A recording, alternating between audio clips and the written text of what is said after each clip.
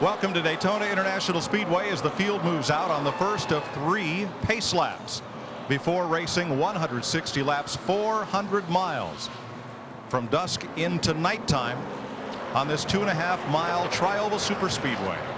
Hi everyone and welcome to Daytona. Mike Joy with Larry McReynolds and 3-time Winston Cup champ Darrell Waltrip. Cale Yarborough led all but 18 laps in winning here. Jimmy Spencer led just the last lap.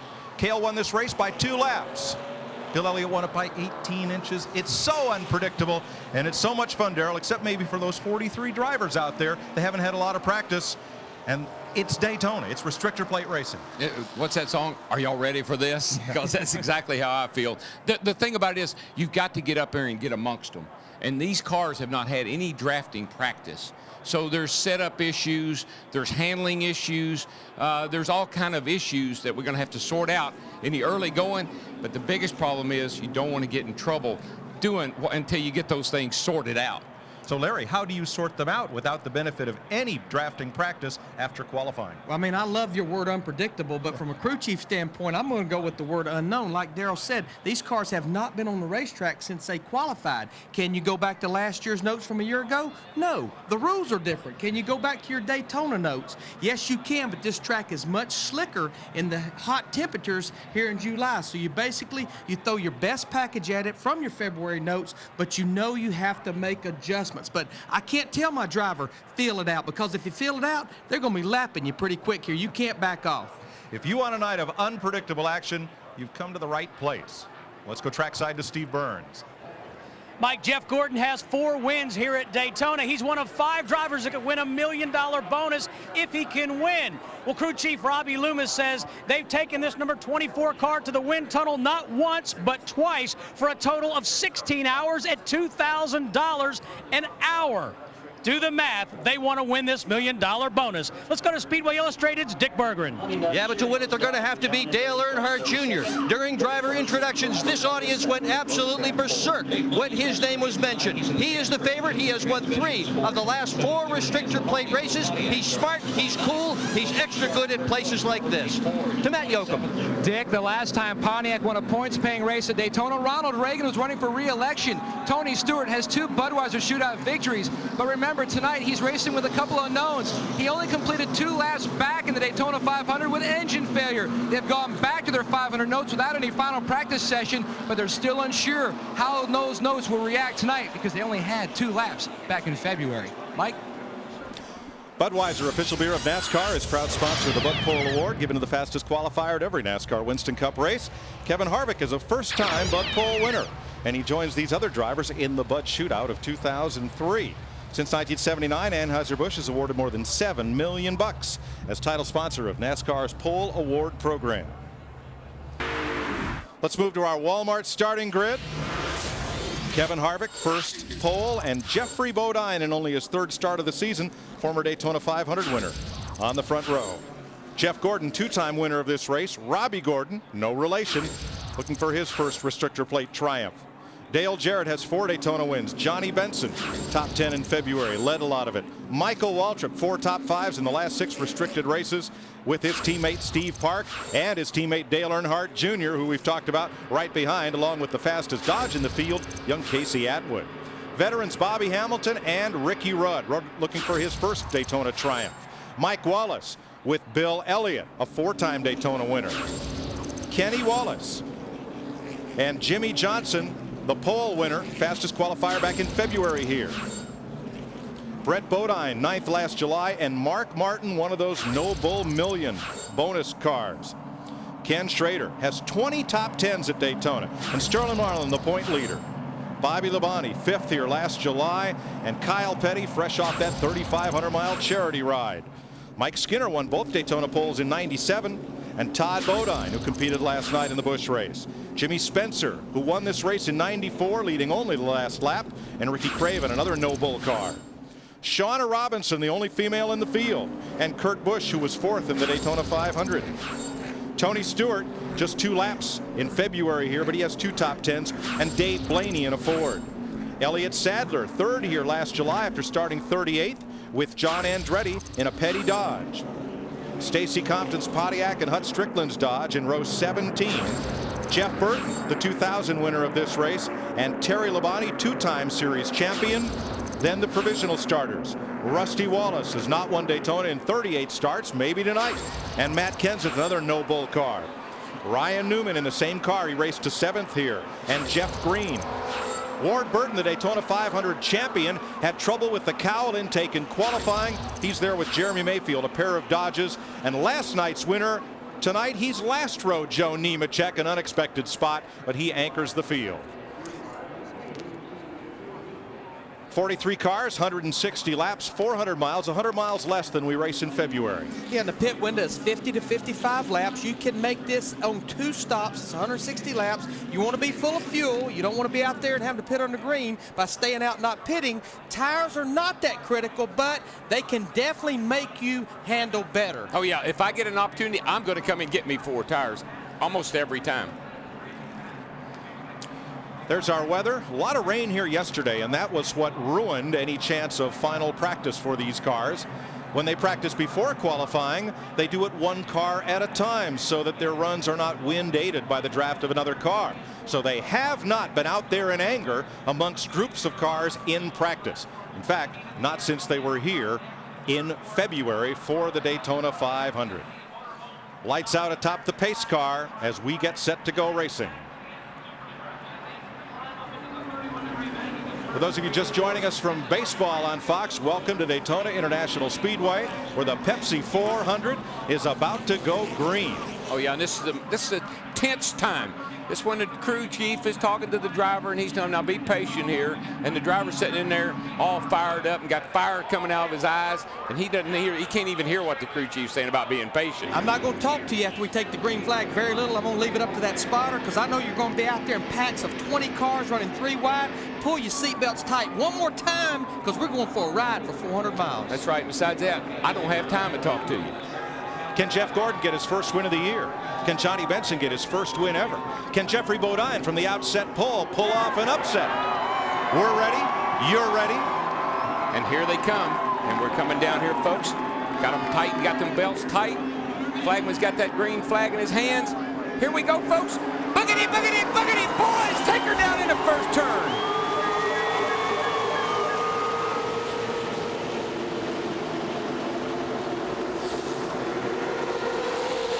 Jeff Gordon on the start of the race in the 24 car, he looked like he almost got knocked below that yellow line. You heard Jeff Hammond in the pre-race talk about the out of bounds. You can't be below that yellow line anywhere around this racetrack. And the thing about it is you can't be patient if you're middle of the pack back. You've got to get up in there and get after them because you want to get with some cars that are fast. 2 wide, middle of the pack, 3 abreast in the back of the pack. This is the eye of the storm. That's what you got to watch for right there. That's where the action is.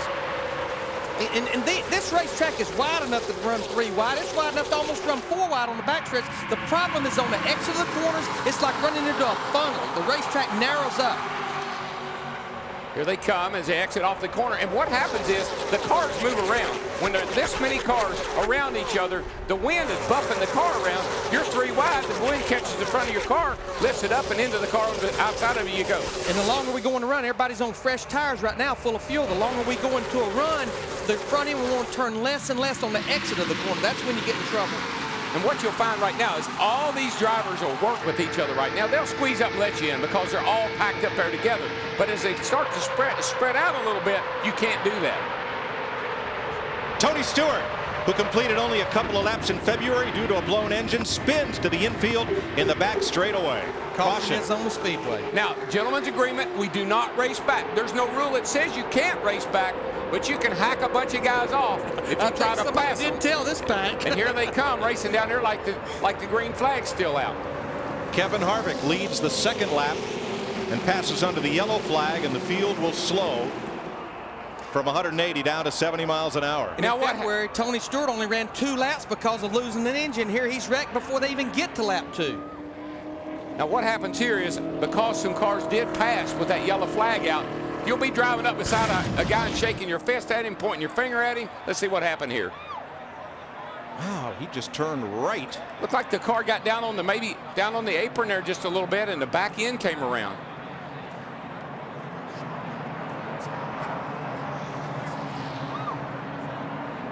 Perhaps repairable damage, perhaps not.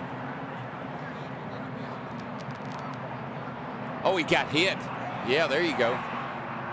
Was that Jeff Burton behind him? And that's Matt Kenseth in the 17 car that they got together as well. I was starting to say that he almost had to get hit from what we saw initially. Trouble, that's what happens when you have to start near the back of the field. Let's ride with Tony Stewart, just in front. He never knew, he didn't know what happened. Never lifted out of the throttle, he was just minding his own business. Got run over from the back. Now, Larry, the damage looks repairable, but these cars are massaged so much in the wind tunnel. Don't know if he'll be competitive. Now, there's Stewart to the left as you ride with Sadler.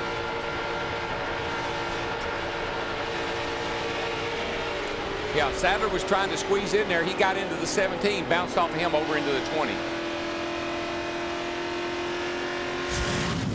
There's damage on Sadler's car as well. I mean, this is a car that finished second in the Daytona 500 in February and third a year ago. But yeah, aero is so important here. You want to keep that front end. It has to stay just as clean as possible. We have some of the guys at the back of the pack taking advantage coming to pit road. Ricky Craven comes in, Kyle Petty, Elliott Sadler, of course, with damage, Jeff Burton in the 99, and Matt Kenseth in the 17 as well that we saw was involved in that with Tony Stewart. And I don't care how minor it looks, Mike, when these cars crash at 190 miles an hour, it's a lot worse than it looks. Some of it's cosmetic like this, but you do chassis damage as well. Particularly if you get into the fence. An airliner takes off at what, 160 miles an hour? Would you want to take off when one that had damage looking like that? No thanks. Here you see they're going to take Tony Stewart, the 20 car, behind the wall, but you better believe these guys will go to work on this car. He comes in here 5th in points, and in the last 6 races, he scored more points than anybody on the circuit. Speedway, this is MRN Radio. Yeah, he had to be considered a pre-race favorite, but Daytona has not been kind to him this year. Out early in the 500, and now here he is out already in this race. Stewart left Daytona in February, 43rd in the point standings. And he has climbed to 5th. They were trying to push the car, and it just was so much damage he couldn't push it. So caution out at lap 2. Want to welcome those of you joining from the Dodgers-Cardinals game. We're at Daytona International Speedway for the Pepsi 400, and we're under caution at lap 2. Elliott Sadler and Tony Stewart, last year's runner-up for the Winston Cup Championship, colliding on the backstretch. Both drivers okay. Damage to both cars. Stewart behind the wall. Sadler stays in the race. Daytona, hallowed ground, victory lane. That's where Tony Stewart wants to be. This is not the way he wants to get there. He's behind the wall after being involved in a crash with Matt Kenseth and Elliott Sadler. Here's what happens, Mike. Here's the 45 car up here. He gets up high, he gets shoved up out of the groove. Here comes the 17 back here. He runs up on the back of the 45. He's got to get out from behind him. He starts down. The 21's there. They get together. Into the 20 goes. The 21 car, he bounces off the side of the 17 car. There's your wreck. Steve Burns. Well, Mike, they're pretty confident they can get this Pontiac back in the race. Crew Chief Greg Zipadelli saying they're going to try to replace the nose, a partial nose, the right front of that Pontiac, and get Stewart back in the race. 5th in the points coming into this race. A great comeback after running only a couple of laps in the season opening Daytona 500. But Mike, that's what happens here. Usually thing is because somebody has to get out of the throttle and the other guy doesn't or can't in time to keep from running in the back of him. Takes an evasive move, usually causes a wreck. You saw the damage to Matt Kenseth's car. He's sporting a new paint job. A lot of commemorative paint jobs here tonight, as Kevin Harvick has led all of the 5 laps so far. Green flag, green flag. See the Fox tracks there. Kevin Harvick bringing them slow to the restart. Started off about 55 miles. Oh yeah, there's cars running all over each other back in the pack here because of that terrible restart. Kurt Busch locked up the brakes. That was the smoke you saw. I think some cars got some front end damage. I think I saw a couple of guys bounce off each other. There you see it's going to be about 145 miles an hour. Enter turn 1. Now you will not reach potential speed with the restrictor plate till you almost run a full lap, lap and a half. Remember, they're wide open all the way around this racetrack. Harvick brought him down so slow here to take the green that it bottlenecked everything up, backed everything up. A bunch of cars were running all over each other. He should be about 70 miles an hour. That's just what the pace car speed is. So he was about 15, 20 miles an hour slower than the pace car speed. Back when A.J. Foyt was racing, they called that a Texas restart. There's a lot of names for it at the short tracks around the country, Darrell, as you well know. Dick Bertrand on Elliott Sadler, who was involved in that crash. Well, Sadler finished second in the Daytona 500. His crew chief is Pat Trison. How badly wounded is the car in tonight's race? It's not real bad, but it's, you know, for Daytona it's bad. It's a motorcraft quality parts. Got a little fender bender there on both sides, so we had to work on both fenders. Got them the best we could for right now. We'll just have to see if we can hold on to the draft here for the first 20-25 laps to give us that caution and work on it some more and try to make it a little better. All right, thank you. To Matt Yoakum. Well, Ricky Craven also pitted under that caution for a possible tire rub. But now, Mike Beam, do you have a possible engine problem? I don't know. He said it just wouldn't go here at first, and you know we thought maybe something's in the cow, but it wasn't. You know, it run a fast lap right there, so hopefully we just come from the rear here and you know make it a good night. This team is chasing $1 million tonight, 13th in points. It could be a huge night for the 32 team. At the front of the field, a 10-car breakaway, and it includes all 3 cars of Dale Earnhardt Incorporated, which come in here as the favorites. And they were single file for about almost a lap.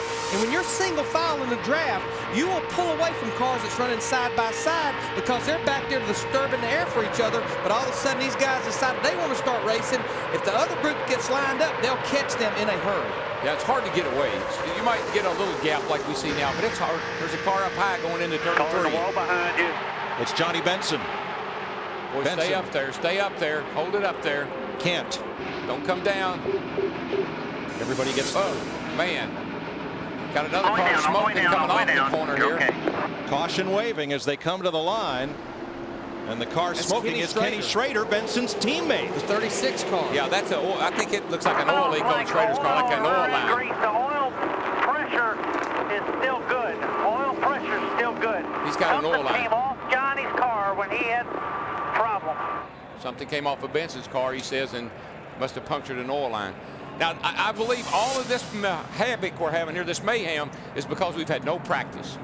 These cars have not been on the racetrack together like this all weekend long. In NASCAR, they're going to give these guys a caution after they run about 20 or 25 laps to adjust their car. But right now, we're only getting about 2 or 3 green laps of running. Did you call the driver and tell him that? Because they don't act like it.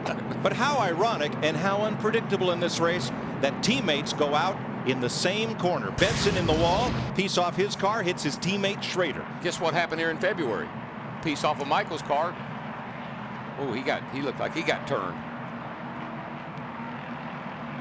That's Johnny Benson up against the wall.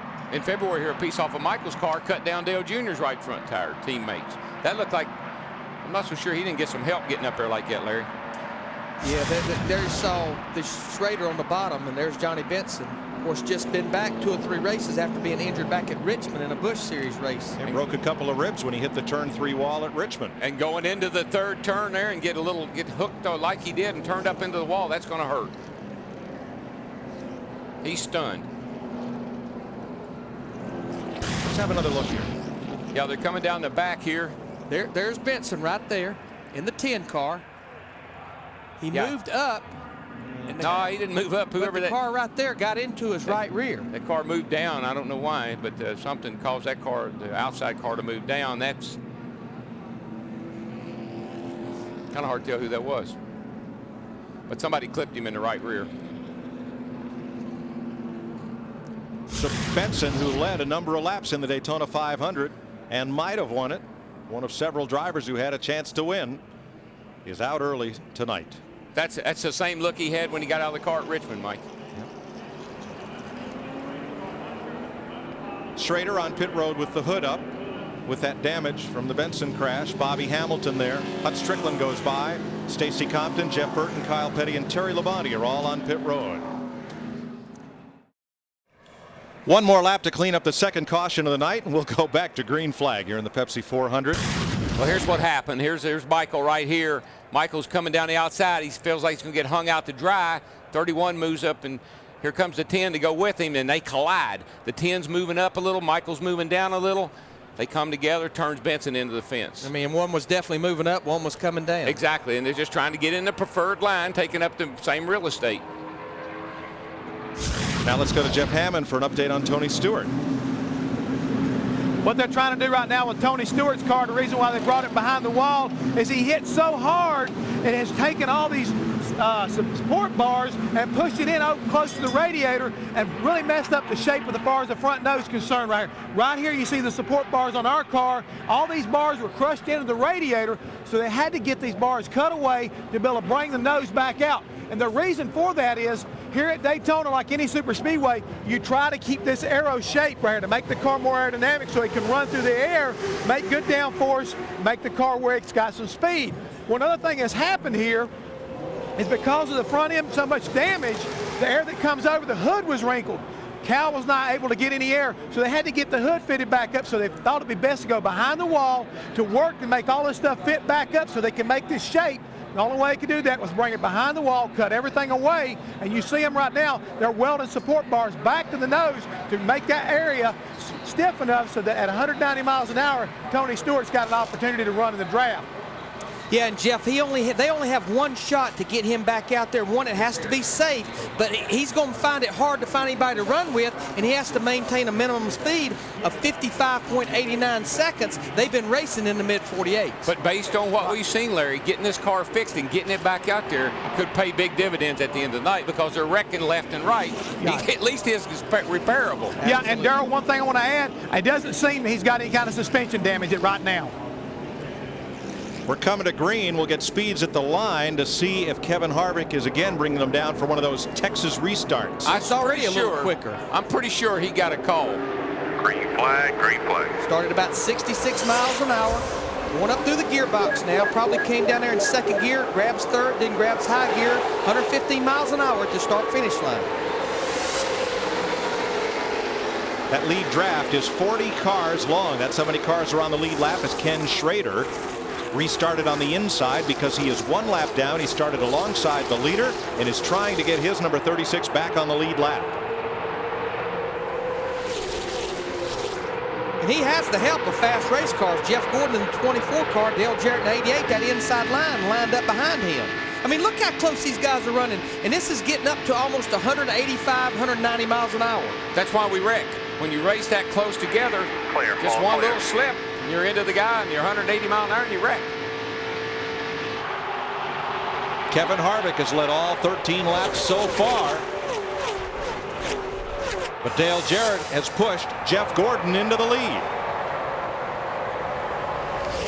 24 races without a win. I believe Jeff Gordon's going to be up on the wheel tonight, guys, because he can win this race. He's got a good race car.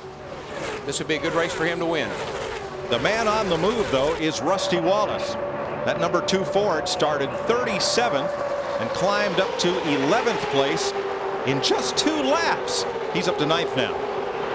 And he was fast in practice before qualifying, and they were pretty much scratching their head. I talked to his crew chief, Billy Wilburn. They just could not figure out why they lost so much time when they went to qualify. You can come from with restrictor plates. Starting in the back is not a problem. You got a fast car, you can drive right to the front because you're drafting off every car you come to. Interesting that Dale Earnhardt Jr. has now won all the restrictor plate races. Still there. Except the Daytona 500. That's the one where you have to give up your car for a year to Daytona USA. He's won all the others. He gets to keep running the same car. It might not be all bad. It's a great problem to have. Yeah. Yes. Like I said, it's good news, bad news. Good news, you won the race. Bad news, they're going to take your car away from you. His teammates, Michael Waltrip in the 15 and Steve Park in the 1 in that lead pack. Kenny Schrader in the 36 car, he got caught in the middle. He's up there trying to get that lap back. He's going to fall back to about 7th or 8th position on the racetrack. The 09, a car we don't see often, but when we see it, it's up near the front. Jeff Bodine, the 1985 Daytona 500 winner, finished 3rd in this year's 500 in this James Finch-owned number 09 Ford. And pulling up alongside the Bodine's white Ford is that silver Dodge of Sterling Marlin, our point leader. I just hope Sterling can keep all of his fenders straight tonight. Him and Rusty Wallace in the 2 car, they're starting to work that high groove. There, see Mike Wallace in the 33 pulling up behind him as well. Now they have Harvick in the 29 caught in the middle. What he's listing for right now is the spotters say clear behind somebody. He's not doing that on purpose. He's not going backward on purpose. Whoa, he just about got in trouble right there off of going into turn 3. He and I believe that's Todd Bodine, or Smoke. Here it goes. Trouble. car. Hard in the wall goes Mike Wallace. Scoots across into the grass, and half the field goes to pit road to take evasive action as the caution flag flies for the third time in just 17 laps.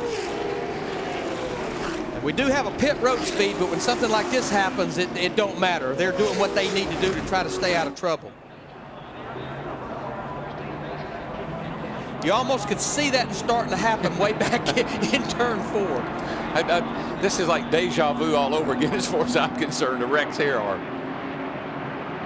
The hits just keep on coming, guys. Watch the white 33 of Mike Wallace, white with a blue roof, in the outside lane. That 31 car is really probably what caused this problem. Dale Earnhardt Jr. in 8 just slides up in front of him. People are having to slow down and take evasive action because there's a car up there high trying to get back in line. Somebody checks up just a little bit and you get tapped from behind. And as the field accordion, it'll look like Steve Park got into the back of Mike Wallace and turned him around.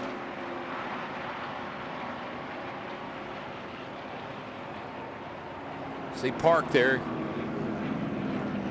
Boy, everybody in that crowd right there. Oh man, that car almost tipped over. All 3 wrecks have been where somebody has clipped somebody with fender to quarter panel. Just not quite enough room to get in line. Let's watch it with Fox Tracks to show Mike Wallace's speed. 184 miles an hour, slowing down just a little bit right here as he pulls up on the back of Sterling Marlin. There you see he clips the wall running almost 150 miles an hour. And boy, I tell you what, that's a great job on everybody's part to not get any more cars involved. There's a lot of cars coming at him.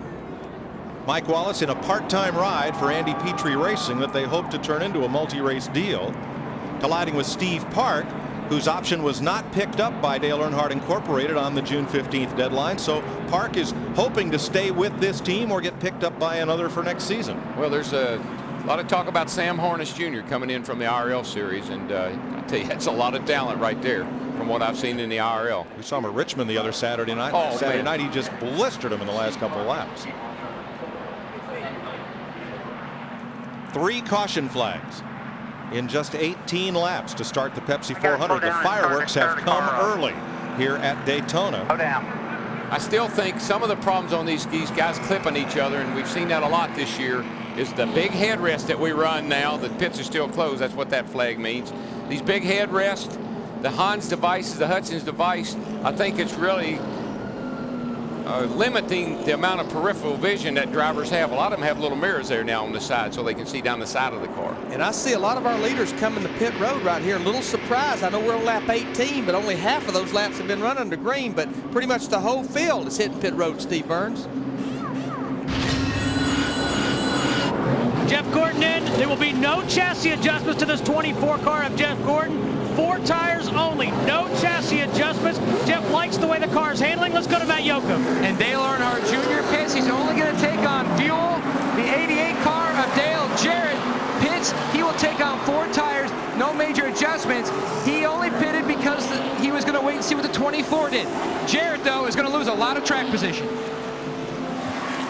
This is the 31, Robbie Gordon. Look, he has that damage right there. I mean, that's what happens on pit road on Daytona. We end up with 35 to 40 cars on pit road at one time. And they can't work on it right there because they're not in their pit stall. There's obviously the car that he got into, Todd Bodine in the 26. They're pitting right behind each other, right next to each other. You know, if this was happening at the end of the race, I could understand it. But everybody's racing like this a 10-lapper. A lot of damage to Todd Bodine's Ford.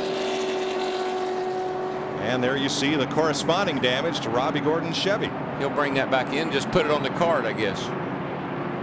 Kurt Busch is also in for an extended stop for left front damage to his Ford.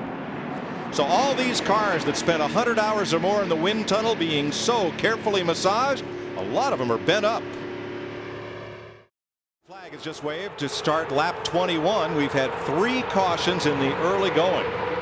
Matt Kenseth into Elliott Sadler, into Tony Stewart.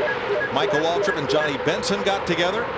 And then Steve Park tipped Mike Wallace around. Those are the 3 caution flags. Let's go to Johnny Benson's update. Dick Bergman. Now, before Benson left his car, he told the crew find somebody else to finish the race. He had no intention of doing that. The crew is working on the car. His crew chief, James Ince, has just left the care center behind me. How's Johnny doing?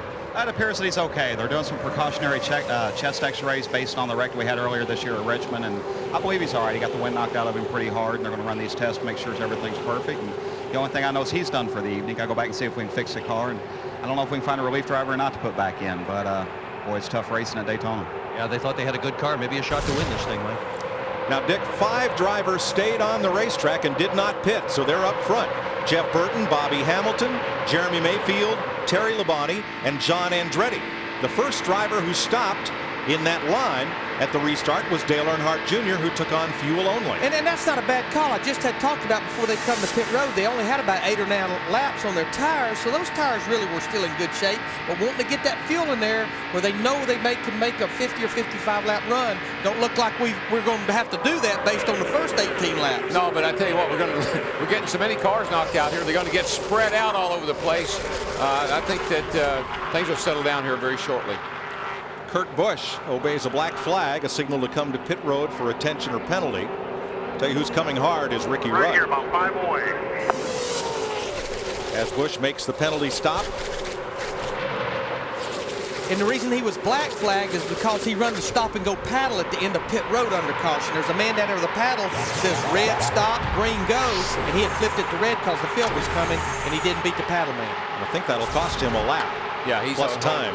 He's going to hold him there for until the leaders go by, it looks like. Ricky Rudd, the Sonoma winner, on the outside, coming up against Jeff Burton for the lead. Now, it's not that Jeff Burton and Bobby Hamilton in the 55 car, it's not that those guys have not pitted during this race. They actually were all in under that second caution around lap 10 or 11. And right now, I know that the crew chiefs, the spotters, and everybody are talking to the drivers saying, hey, guys, let's settle down. We've got a long way to go here. But so many things happen here at Daytona that are out of your control. They truly are. The cars move. They go places you just don't expect them to. We had a race here where Tony Stewart was in the front of the pack, got in a wreck, and landed on his teammate Bobby Labonte, who had been running at the very end of the pack. No place is safe. Yeah, one was running third, the other was running 29th, right. And they land on top of each other. Go figure. And their caution is out. Pace car will pick up the field. And this is the caution that was talked about in the drivers' meeting at lap 25.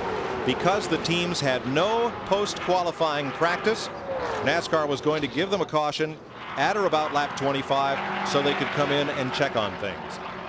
Check on tire wear. Yeah, check, make sure everything is I'm surprised. I mean, we've had 3 cautions. We've had plenty of chances to come in and work on the cars, put tires on them, everything else. I guess that, you know, just doing what they said they'd do. Yeah, I mean, normally what they would do, though, Darryl, when they talk about 20 to 25 and you have 3 cautions in the first 18 laps, is maybe when you have a 20-lap green flag run without a caution. And I don't anticipate very many cars coming to pit road because they were just on pit road, a lot of them 4 tires. Yeah, maybe those guys that didn't pit this last time, they might want to take a chance, but I believe what I've seen so far, I'm going to stay out front. I don't care if I do run out of gas. The safest place is leading this race. And sometimes it's not safe.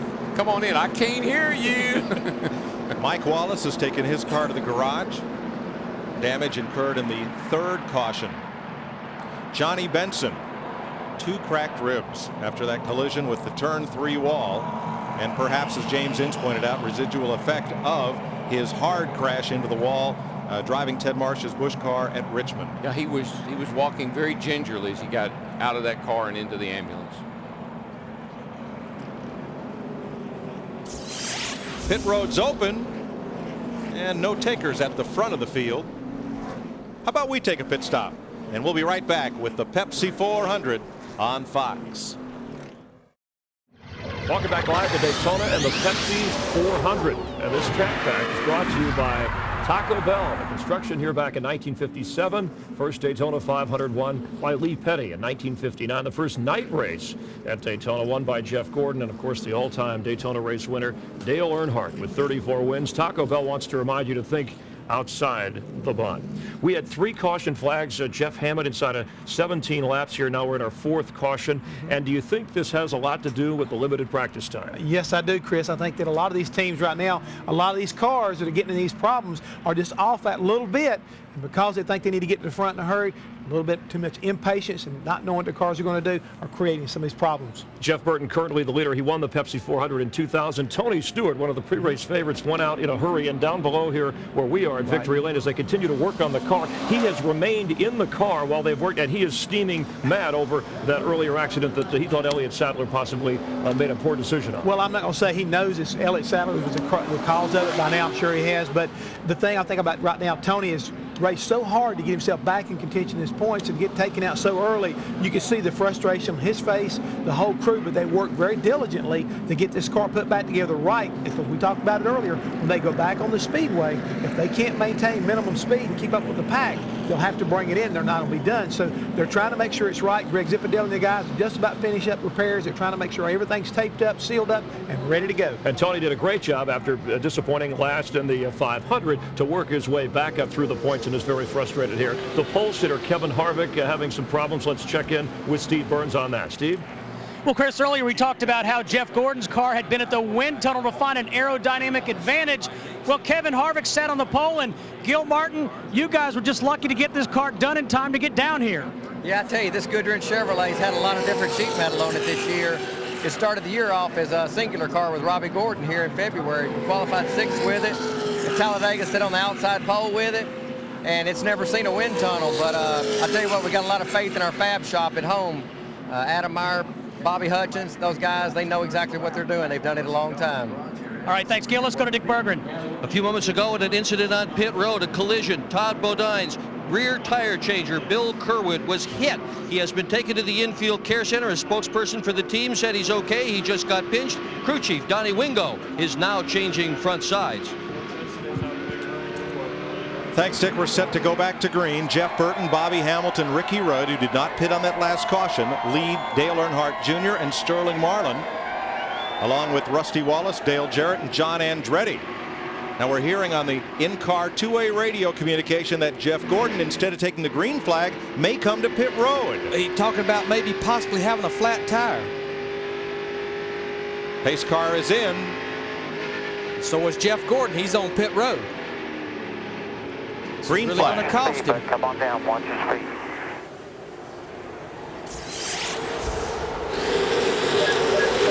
And Jeff Gordon thinks he has a flat left rear tire. Bill Elliott gave a visual from his car and confirmed it. Gordon is in. They will change left side tires on the 24 of Jeff Gordon. A flat left rear tire. Darrell, you can do that without losing a lap, but you're a lonely man out there. Yeah, he'll go a lap down if he doesn't get a caution, because you can't run by yourself. There's about a second difference in the lap times. Gordon, the defending series champion, winless this year. Right now, he's just getting up to speed in turn 1. The pack is over in turn 3. They will, as you say, Darrell, they will catch him in a hurry, especially lined up like they are. Yeah, you're like you said, Mike, you're a lonely man. You back out there, and that thing was turning 7,000, 7,100 when you were in the draft. Now you're turning about 6,500 and thinking there's something wrong with it. Gordon is half a lap down as Jeff Burton comes to the stripe. Under that caution, a lot of guys at the back of the pack, they pitted. The only 2 cars in the top 20 was Jeremy Mayfield in the 19, Joe Nemechek in the 25 pitted. If you're a Singular Wireless customer, you can be a virtual crew chief. From your phone, send the word Fox as a text message to number 151.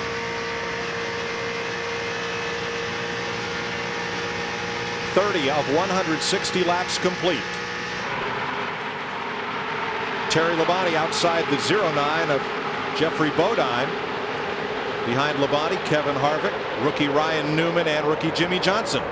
And there's that sucker hole, and Harvick's trying to go right up in it. You know, he gets a little suck off that 5 car, and right up into the middle of those 2 cars he goes, and that's not a good place to be. We've got our interval Fox tracks here on Jimmy Johnson, the 48 car. You see right now he's about 2 1/4 seconds behind leader Jeff Burton. If that group can get lined up and quit racing 2 and 3 wide, then they could catch that group, and you'd be able to see how quick they could catch them. Darrell, you're right. You don't often see people move forward up through the middle. Oh, you'll think it's the way to go. You'll say, man, I got to run here, I got to run. All of a sudden, it's like, oh, what happened? And not only that, you got cars on both sides of you banging into you. There's the lead pack. Single file, and there's Mike Skinner in the number 4, the man stuck in the middle. Whoa. You see what happened? Whoa, contact first with Blaney and then almost with Johnson. That's all arrow. That car shoved up by itself. He had no control over that car whatsoever. And that's what we also talked about, Darrell. You can do the 3 wide or 2 wide. There you see Tony Stewart in a 20 car. He's going to be back out on the racetrack. He's going to be 30 laps down with hopes that as attrition takes a roll, he'll be able to move up some positions. But that racetrack just narrows down, especially how tight the exit is on turn 4. Now, you hear these drivers week in and what? Y'all folks, y'all heard them talk about, well, I got back in dirty air. Where do you think these cats are in right now? Pretty dirty air. This is filthy air here. Steve Burns with an update on Jeff Gordon's problem. And Mike, this is the left rear tire that came off of Jeff Gordon's tire. They sprayed a circle here. You can see bubbles. It's a cut or a puncture on that left rear tire of Jeff Gordon. Fortunate that Gordon caught it under caution and not once he got up to speed. But what the problem is right now, he's out there running like 49 flat, 49 20s, and the leaders is up there running 48 30. So he's losing 3/4 of a second to a second lap. You see the Fox tracks right here, his miles per hour, 181 miles an hour into turn 3. The leaders are running 186 into turn 3. Let's get Fox Tracks on leader Jeff Burton.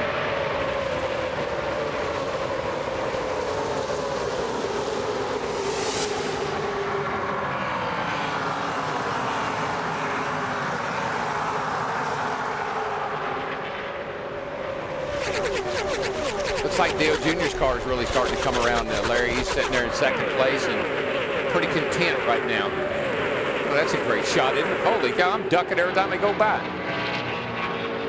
I mean, you see all these cars now got lined up, now have their one big long line of cars, about 16 or 17 of them in a line.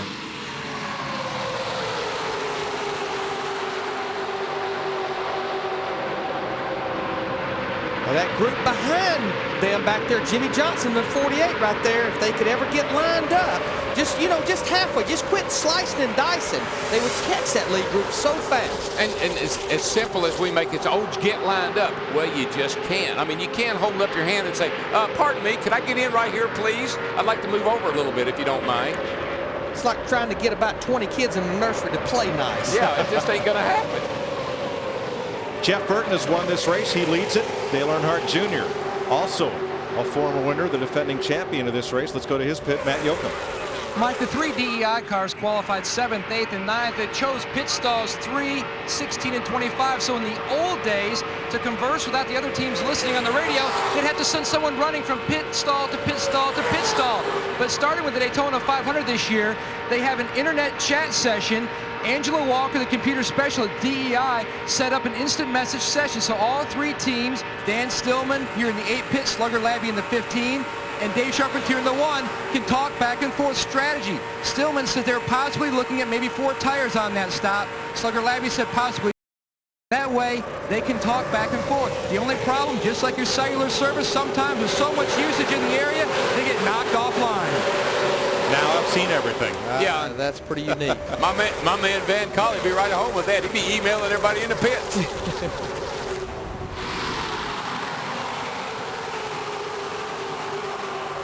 Well, it's like everybody started racing again. Now we have 1 pack of cars, and it's about 38 to 40 strong. And Jeff Burton, who started 35th by not pitting on the last caution, has come to the front. Now, Jeff Gordon's out there riding around 180 miles an hour. He ain't got a whole lot to do, so what do you think he's doing? Looking for debris. He'd love to find out caution. Pierre has got to be out here somewhere. But I tell you what, he has a car in front of him right now, Robbie Gordon. If you can see a car, it's helping you. It's helping. He's breaking air. Robbie Gordon's out there, so this definitely will help Jeff Gordon for a few laps. Yeah, he's catching Robbie in a hurry. Robbie's wounded. Yeah, he's running 3.5 seconds slower than Jeff. Yeah, but he was some help. Yes, absolutely. Meanwhile, if Jeff just looks in his rearview mirrors, they're coming. Now Gordon is still on the lead lap, but he's toward the tail end of it because Jeff Burton is bringing that fast train off turn 4. Oh, and they are bunched up off of turn 4. Oh, this is ugly. UGLY. Better come up with an alibi. And again, it's Mike Skinner in the middle. Ward Burton drops to the bottom, our Daytona 500 winner. And here's our points leader, Sterling Marlin, going for the lead to pick up those 5 bonus points for leading the race.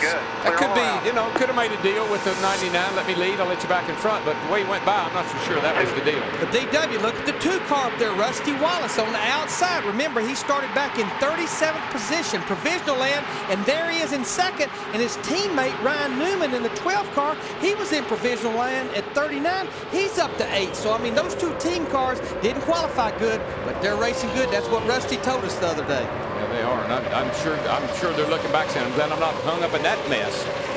And from 6th on back, they've settled down to double file for the moment. Billy Kerwood, the tire changer on Todd Bodine's car, is being transported to Halifax Medical Center to have a look at his leg. Todd and Robbie Gordon collided on pit road while Gordon was leaving his pit after gas-only stop as Todd was pulling into his. Got pretty wild down there for a little bit. 4 caution flags in the first 25 laps, one of them NASCAR mandated. At 31 cars. He's going to be right up in the way, and I know he'd like to probably stay up there and hook onto this lead draft, but I don't know if he can or not. Because he's been running about 4 seconds slower because he's wounded. The front end of that car is all tore up. Dale Earnhardt Jr. has lost a spot to Dale Jarrett. As you watch from Sterling Marlin back to Rusty Wallace. 1st and 2nd, Dale Jarrett. And you're riding with Dale Earnhardt Jr. Matt? Mike, Dale Jr. just climbed from 6th to 5th. He says with cars on the inside, his Budweiser 8 Chevy is free on entry and it's loose up off the corner, but it's very decent up top. And he says the car is especially loose off turn 2. Hard to see it at these speeds, but Earnhardt Jr.'s car has horsehide baseball-style stitches running all down both flanks. A big bat along the side to help celebrate the Major League Baseball All-Star Game that you will see on Fox Tuesday night at the end of this long Memorial Day weekend, if you or 4th of July weekend, if you will. Tuesday night on Fox. Now, if you watch Dale Jr., he's going to try to keep that car right on the bottom. But what's happening is the car is actually a little too tight, more than likely, and it pushes itself loose as it comes up off the corner. And what also can be happening, and it's a challenge for the crew chief, Darrell, if that thing has any aero loose to it, you can't really fix it with chassis. You'll make it where it gets into the push loose because you've tightened the chassis, but the body is aero loose. And you'd like to put more spoiler on it. That would fix it, but it also would slow it way, way down. On those straightaways. You can go up with the rear blade. 55 is the minimum. You can run 70 if you want to. And I have here in the 4th of July seen a car run a lot better when you added a little spoiler to it. It wouldn't be any faster, but it would handle better. 2 drivers on the move. Dave Blaney in the Jasper number 77 up to 11th after starting 30th. And our Daytona 500 champion in the 22, Ward Burton. Since starting 41st, he's climbed just outside the top 10. But Mike, you mentioned it earlier. You talked to his car owner, Bill Davis. They had a reason why they qualified bad. You have that cowl induction opening that forces fresh air to the carburetor, and it had collapsed. There's no wonder that they didn't qualify very good on yesterday. And sometimes, Mike, you'll come down here and you'll give up a lot qualifying to have a good handling, good driving race car in the race. And that's critical the 4th of July here, as hot as it is. Jeff Gordon out in front of the lead pack, in danger of going a lap down. DW, you guys keep talking about the cars and the way they handle. I talked to Tony Glover earlier today, and our leader, Sterling Marlin. I asked him, I said, hey, you guys have had a lot of success here at Daytona. What's the key in your mind? He says, getting off of turn 2, Jeff. He said, if my driver can run off of turn 2 wide open, he can set himself up to make passes and to keep people from making passes on him. We've already heard Matt Yoakum say that Dale Earnhardt Jr. is loose off that corner, so it's going to hurt him as far as moving up and being able to try to move up through the field. He may be able to hang on. We can already see running that bottom groove. You can see Tony Glover right there. He's sitting over watching Sterling Marlin. He knows he's got that car working off of turn 2. And the way they do that, Jeff, I remember down here a couple of times when they were with the 4 car, they pull the front fenders out. They get those front fenders pulled out there, particularly that left one, and you'd say, hey, that's going to slow me down, and that car will maybe not be as fast on the restarts, but it comes on as it gets into runs. And what's good about that race car right there, they wasn't involved in the big one the last 2 or 3 restrictor plate races, and the more you can run a car, the more you learn about it, and the more you know what its characteristics are. So they know about that race car, what it needs and what it's looking for. One other thing, before we go here, is that he also said they've changed their setup. Ever since 1990, they used to run the same setup, but now with the way the new configurations are, the new rules, Tony said they have to constantly look for better ways to make a race car run up front. Jeff Gordon is leading 1 second per lap to the lead pack. They're about to catch him and put him 1 lap down in the Pepsi 400 at Daytona. Jeff Gordon, a 2-time winner of this race, has been lapped. He made a pit stop just at the end of a caution period for a flat left rear tire. Stayed out in front of the pack for some time, but now he's been lapped, and he and Sterling Marlin got together a lap or so ago. Here's a look at it. I'm thinking Jeff probably tried to block Sterling so he could get up there and run and try to stay in front of him. But you know what, Larry? You may or may not know this. I think you do. Dale Earnhardt ran a bigger bar into his bumper than most other guys did, just so when he bumped somebody like that, he didn't get his front end all caved in. Absolutely, because you cave that front end, the day's over. You saw those little flimsy bars that Jeff was showing you that most guys run up there to hold the nose in place, but a smart guy, he'll run a little bit heavier bar there just in case he wants to bump draft. Sterling Marlin becomes the 4th different leader of this race after Kevin Harvick, Jeff Gordon, and Jeff Burton. I tell you, a guy, one of those Robert Yates cars that qualified good, the 88 car, Dale Jarrett qualified 5th, and he's moved up to 4th position. I believe Matt Yoakum has a little information on DJ's car. Well, Larry Mack, the 4-time Daytona winner, on a drive for 5, has been quiet on the radio. The only thing that he has said is his temperatures have been climbing. The water climbed to 220. So since the car is running a little hot, he's had to poke out that nose to try to get a little air into that radiator, cool down that water every now and then to try to bring those temperatures down.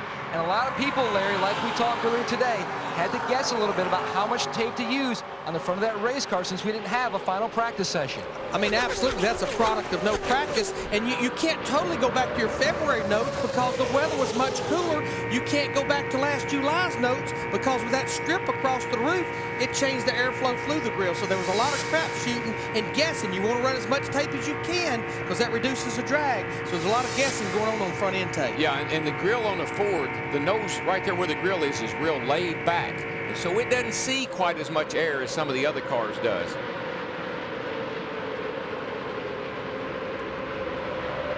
Larry, keep talking about how we need to cool these race cars. One guy kind of dodged the bullet this week, or earlier today, was Michael Waltrip, guy running 2nd place right now. They actually cranked the car up, and just as they shut the engine off, they noticed that the radiator was spitting water out. The electric fan on the back side of the radiator had actually worn a hole into a brand new radiator. They had to change the radiator before they put the car on the line, and at least as far as right now is concerned, it looked like they took care of the problem. He dodged a big bullet. If they'd gotten out of that garage area without catching it, he wouldn't be where he is right now. Yeah, and I think one of the things about Michael's car, Jeff, is the longer they run, the shock package, I know kind of what he runs in that car, and it'll take care of the tires better than some of these other guys' stuff will. The longer he runs, the better he gets. I tell you, Dale Earnhardt Jr., that Budweiser car, Dale Jarrett, the UPS car, they've been side by side. Rusty in the 2 car behind them, Rusty Wallace, he's trying to figure out which one of these guys is going to prevail. He'll move up behind Dale Earnhardt Jr., he'll move behind Dale Jarrett in the 88. You hear him lifting in and out of the throttle, too, just a little bit there. And you saw as he went up the racetrack how that squirreled up the 8 car in front of him. Still there, still there. These cars are hooked together. You just can't see it. They're hooked together by funnels of air, by tunnels of air. And when you go in and out of that tunnel, you move that car around. 14 cars are in that lead pack. And as you watch from Michael Waltrip,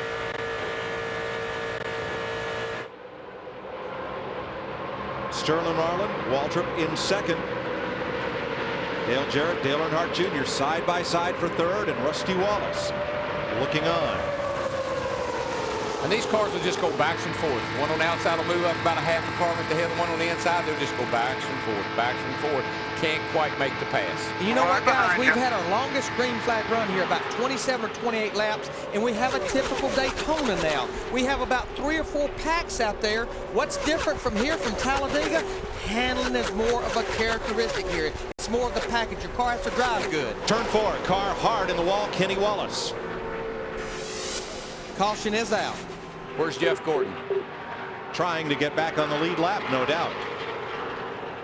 Caution out, leaders in turn 2. Now the leaders will not race one another, so here comes Gordon trying to bust his way through traffic. Get by them if you can. Track's all clear. That's Ronnie Thiel, Gordon's spotter. I just don't believe Sterling Marlin will let Jeff Gordon have this lap back. Everybody else will, but they tell you in the driver's meeting, let the leader keep the cars a lap down. He's got a pretty good run, Darrell. I don't know. But I don't think he can make it. Sterling Marlin knows he gives that 24 car a lap back, it'll haunt him later. Yeah, you know what else will haunt him? Is his crew. We're going to run that extra lap. We're going to have to get 4 tires on it. What's your temperatures? Empty water, 2. Kenny Wallace. 25 oil. A little bit loose. He's got some left front damage there on the 24 car. See the sidewall and the left front tire all rubbed off? He got up against somebody. Pretty good, looks like. I believe he got against Dave Blaney in the 77 on the backstretch.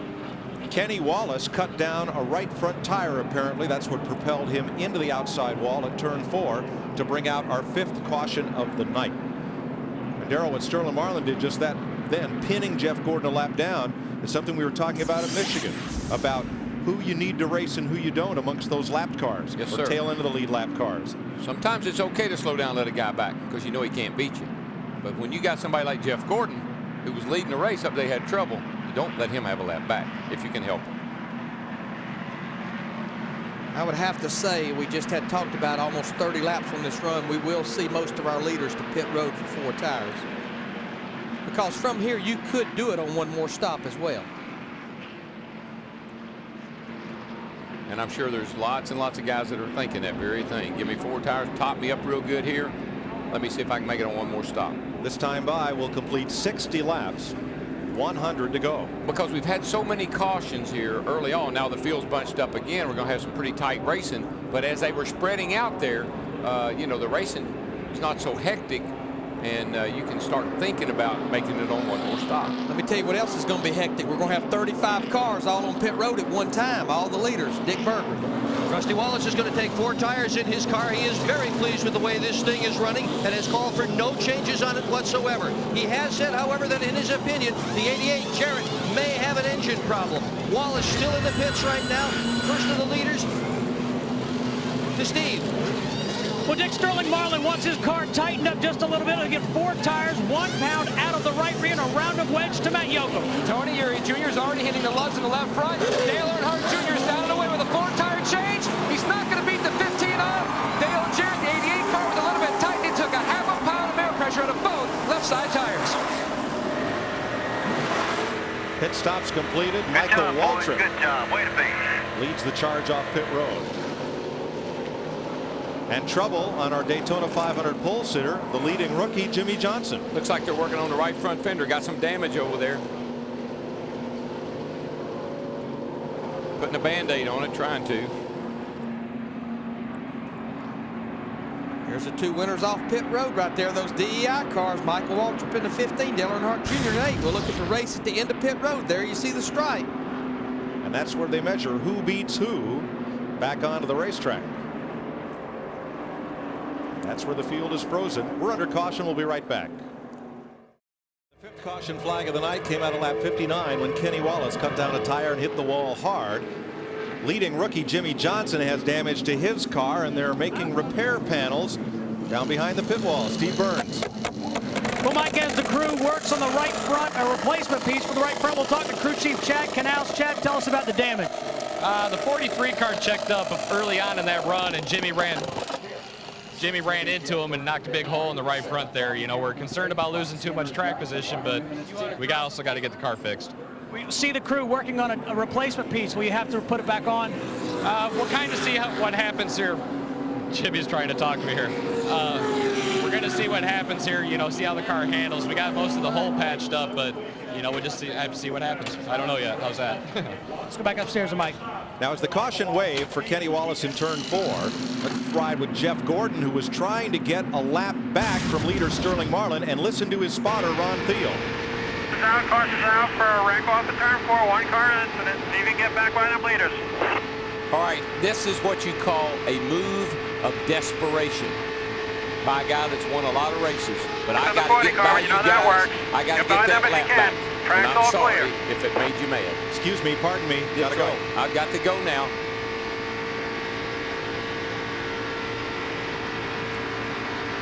We're set to go back to green. At lap 63, Michael Waltrip leading Dale Jarrett. Waltrip's teammate, Dale Earnhardt Jr. Point leader, Sterling Marlin. So it's Chevy, Ford, Chevy, Dodge. Then Rusty Wallace, Jeff Burton, Dave Blaney in Fords, Bobby Hamilton, Mike Skinner in Chevys. Well, if you were here last July, this could spell trouble for everybody with that 15 and 8 up front. Here you see on the Fox tracks, Michael Waltrip, the leading the race right now, brings him down almost 70 miles an hour. You saw Kevin Harvick back in 20 at the pole sitter at about 75 miles an hour. He was lagging back and getting a run. The biggest mover on pit stops, that Robbie Reiser-led crew for Matt Kenseth. Kenseth came in 21st, came out 14th. Yeah, but, you know, he's got a lot of body damage on the left side there from that earlier incident.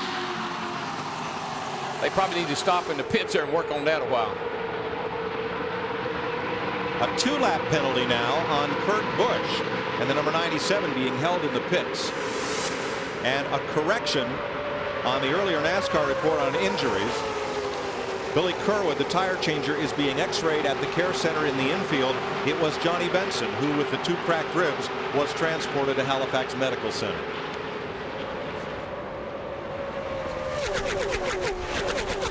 Well, fellas, it's our last Winston Cup race of the season on Fox. NBC TNT take over next week. No, we haven't done yet tonight. Crank it up. 20,000 horsepower. Wide open.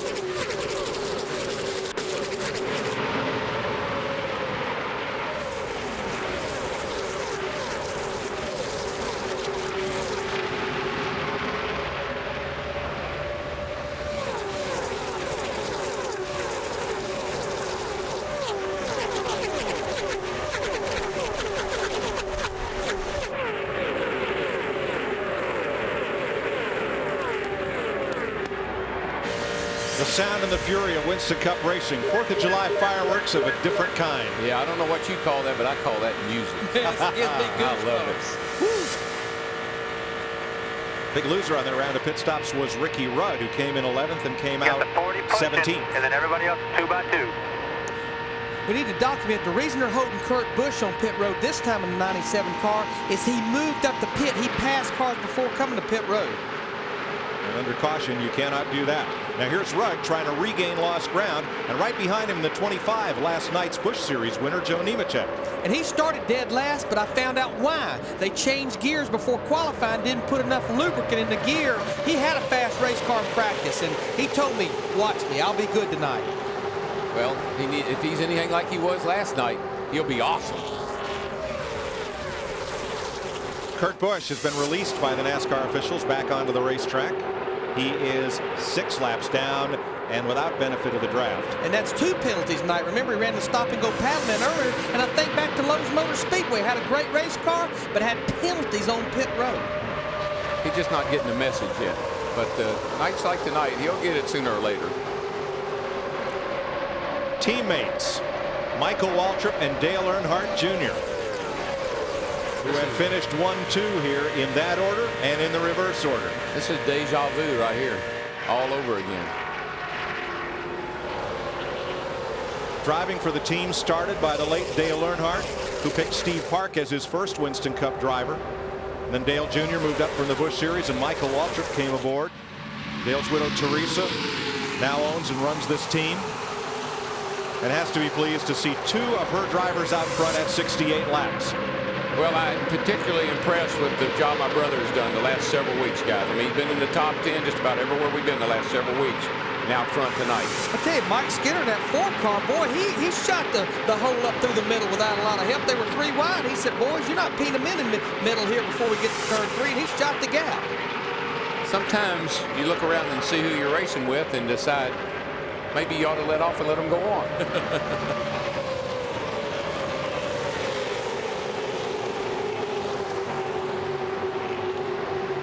5 cars trying to sprint away from the field. Behind them, about 25 trying to run them down. 70 laps complete next time by in the Pepsi 400 on Fox. 73 laps complete of 160. Michael Waltrip leading his teammate Dale Earnhardt Jr. in Chevrolets. Sterling Marlin, the point leader in a Dodge. Rusty Wallace, who's never won a big race at Daytona, in 4th in a Ford, and Dale Jarrett 5th. Let's go on board Sterling Marlin. Hey, listen, we done got our 5 points now, done led some laps, so let's be smart here. And from what I'm seeing right now, we ain't going to have a heck of a lot of friends at the end unless some Dodges make some big gains. So we need to find somebody that's going to work with us and be their buddy. All right. What I like about that, I mean, that's good information for Sterling because it's something to think about at the end of the race, but I liked how calm he was, Mike. I mean, he's sitting there. He's not excited. I mean, the car obviously is doing a great job, and look at this. Tony Santanicola, the engine builder. You know, Steve, why is he carrying a carburetor? Mike, I cannot answer that question, but I can tell you this, that Sterling Marlin also told his spotter, Lauren Renier, go over to the 2 spotter and ask him why Rusty won't run behind us. The answer was that Rusty's running a little bit hot, so occasionally he'll dart from side to side just to get some air to the radiator. Yeah, I mean, they build motors for several teams. They obviously have Sterling Marlin. They have Jimmy Spencer. You know, maybe what they're complaining about, the thing's missing or something, and they're anticipating maybe changing the carburetor would fix a miss. Maybe it feels like it's surging or something. Yeah, and that's the standard answer from another car. When you ask them to run behind you, I can't. I'm running hot. Well, the only Dodge that's in a position to help them is Ward Burton, the number 22 in 9th place. He's not near close enough to help Sterling. We've got a long way to go. Oh yeah, folks, don't get comfortable now, because just because we're spread out a little bit here right now, I guarantee you things will pick up here in a little bit. Guys, how about that yellow car on the bottom right there? Dave Blaney in the 77 car. I mean, this is a single car operation. Ryan Pemberton, the crew chief, they do use Jasper Penske engine, but I mean, he started back in 30th, and his best restrictor plate finish ever is 17th, and he's been running in the top 10 for the last 40 or 50 laps. Well, I think the way we see Rusty's car running, Ryan Newman's been up there. They got the same power, and I think that's the key to their success here this weekend is that power they got under the hood. Now here's Rusty, who started 37th. He's up to 4th. Blaney, 4 lengths back. 2 wide behind you. Blaney started 30th. He's up to 5th. Doesn't matter where you start here, does it? Oh, no. Starting in the back is not a bad thing. It's kind of like coming up on the interstate and you got 5 lanes there. You just pick the one that's moving, and you just keep moving up through there till you get to the front. Ryan Newman started 39th. He's 7th. Ward Burton started 41st. He's up to 9th. I'm pretty impressed with Ward Burton. I mean, he's hanging in here, not in too bad a shape right now. Mark Martin's right in that mix. Yeah, Mark's up to 9th, started back in 18th. Didn't sound real happy about his race car yesterday or the way it was running. And what's happened here? This lead pack has now split. It's like an amoeba. It's divided itself in half. 5 in front, 5 trailing. Of course, all these cars are on the lead lap with the exception of Jeff Gordon in the 24 car right there, who's fixing to be in the middle of this group. He's going to be sandwiched between teammates, Ryan Newman in the 12 and Rusty in the 2. Ryan made a good move there, though. He fell back in behind him. He didn't push the envelope on the exit of that corner. Yeah, he'd probably like to have worked with his teammate, but he couldn't. He was pinned down on the inside. But what we're going to see here for a little while now is the cars. Now we're going to see whose car really handles good. We're getting strung out here. We're going to make some long runs. It's who's got the best handling package now. Well, Joe Nemechek told us after last night's win, he could have run off the corners on the bottom and on the bottom against the yellow line all the way down the straightaway, all the way around the racetrack. So if you can get a Busch Series car to do that, chances are somebody in the Winston Cup garage has figured out how to do the same thing if necessary. Let's go back to Steve Burns on Tony Santanicola. Well, Mike, it may not be a big story. Tony, we got all excited watching you carry that carburetor, but there's no problem. No, I always have a spare carburetor every race. I just forgot to bring it out. All right, thanks for clearing that up, Tony. Just happen to have one in my pocket. Yeah, well, you know, we've been watching Sterling, and he certainly doesn't have a carburetor problem. Well, you better believe as Tony walked behind every pit carrying that carburetor, he got all the team's attention saying, hey, look, they might have a carburetor problem. And good news from Todd Bodine's crew. Billy Kerwood has been released from the infield care center. He is on crutches, but it appears that nothing is broken. So that's good news. Michael Waltrip, Dale Earnhardt Jr., and Sterling Marlin lead in Daytona.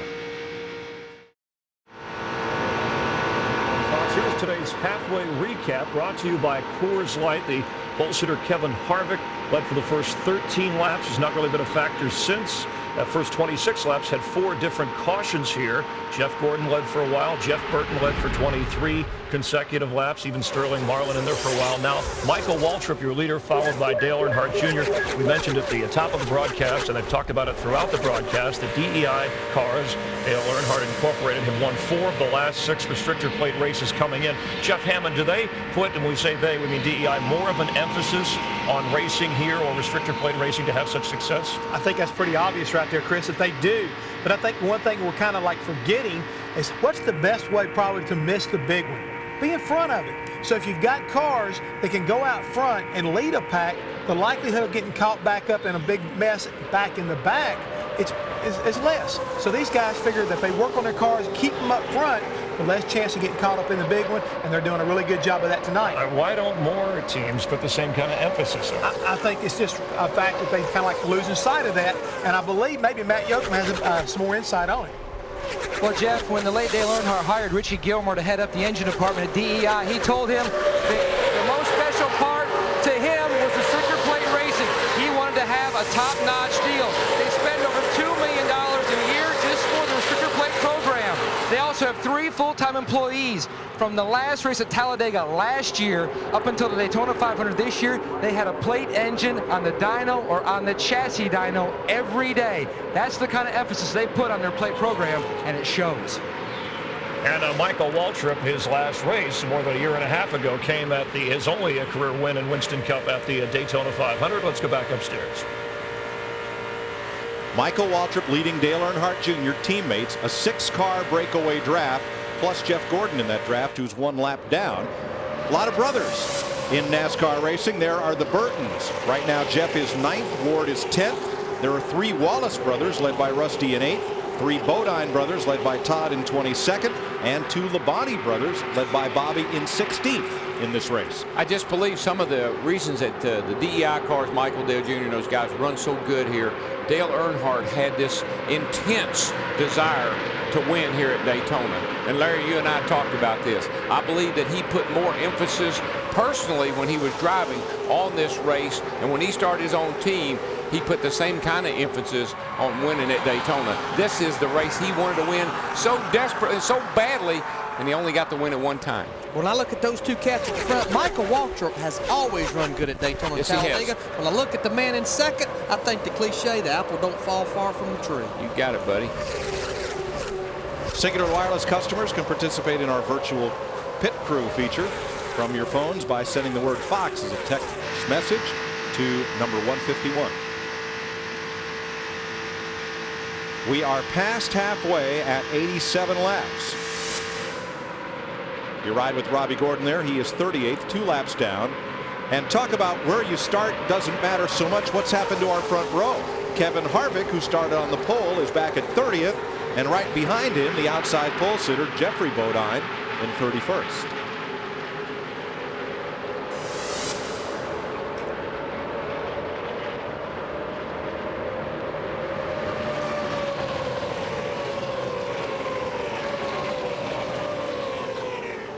There you see the Harvick on the Fox tracks there at 184 miles per hour, and right now he is about 9.5 seconds behind the leader.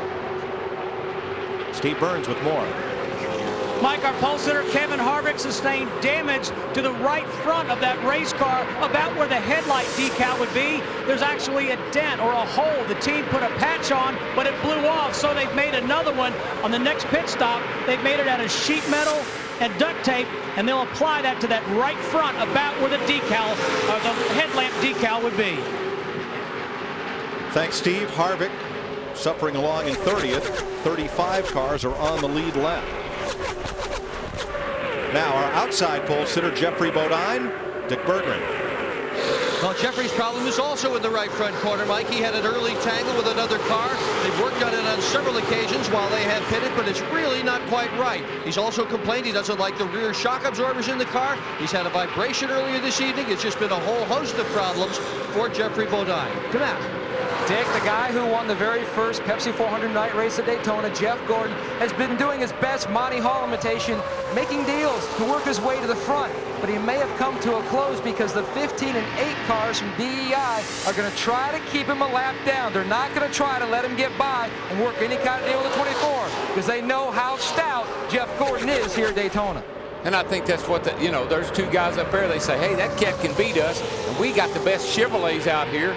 And we want to keep him behind us if we can. But, I mean, Jeff Gordon, Darrell, I think he's doing the best thing he can do. He's sitting there in third. He don't need to start racing because he's going to drive up there and pass those guys by himself without any help. The closer he can be to them, he may catch him off guard if a caution should come out. So he's doing what he has to do and about the only thing he can do. You know, following up a little bit on what we were talking about Dale Earnhardt and my brother Michael, I think he saw in Michael how great he has always run here at Daytona.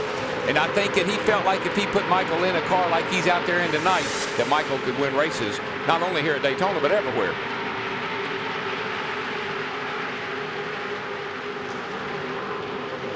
Jeff Green battling Kyle Petty in the 45 and Jimmy Spencer in the 41. This is a race for 25th, and behind them, the 3rd Earnhardt Incorporated car, Steve Park in the number 1. And our pole sitter Kevin Harvick and Stacy Compton.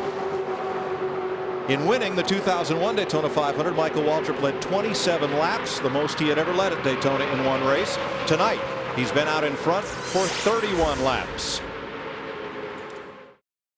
95 of 160 laps complete. Mike Joy with Darrell Waltrip, Larry McReynolds. As Michael Waltrip continues to lead his teammate Dale Earnhardt Jr. and right behind them sits Jeff Gordon, the defending Winston Cup champion, trying to get a lap back. Now, just as we listen to the drivers and crews communicate, so do the other teams. Let's listen to Michael Waltrip. Still clear, single file. Just for information, that 24 car is the 4th car in line. He's pretty good, so if the caution comes back, I don't think we ought to give him a lap back. It might bite him. And now Jeff Gordon. I know you know this, but those guys are not going to help you get your lap back this good, so keep digging on them. Keep digging. That's Danny Culler, Michael's spotter, and what they needed to see that play, that rerun that we saw there a little earlier when Gordon split them and tried to go up through the middle to get a lap back.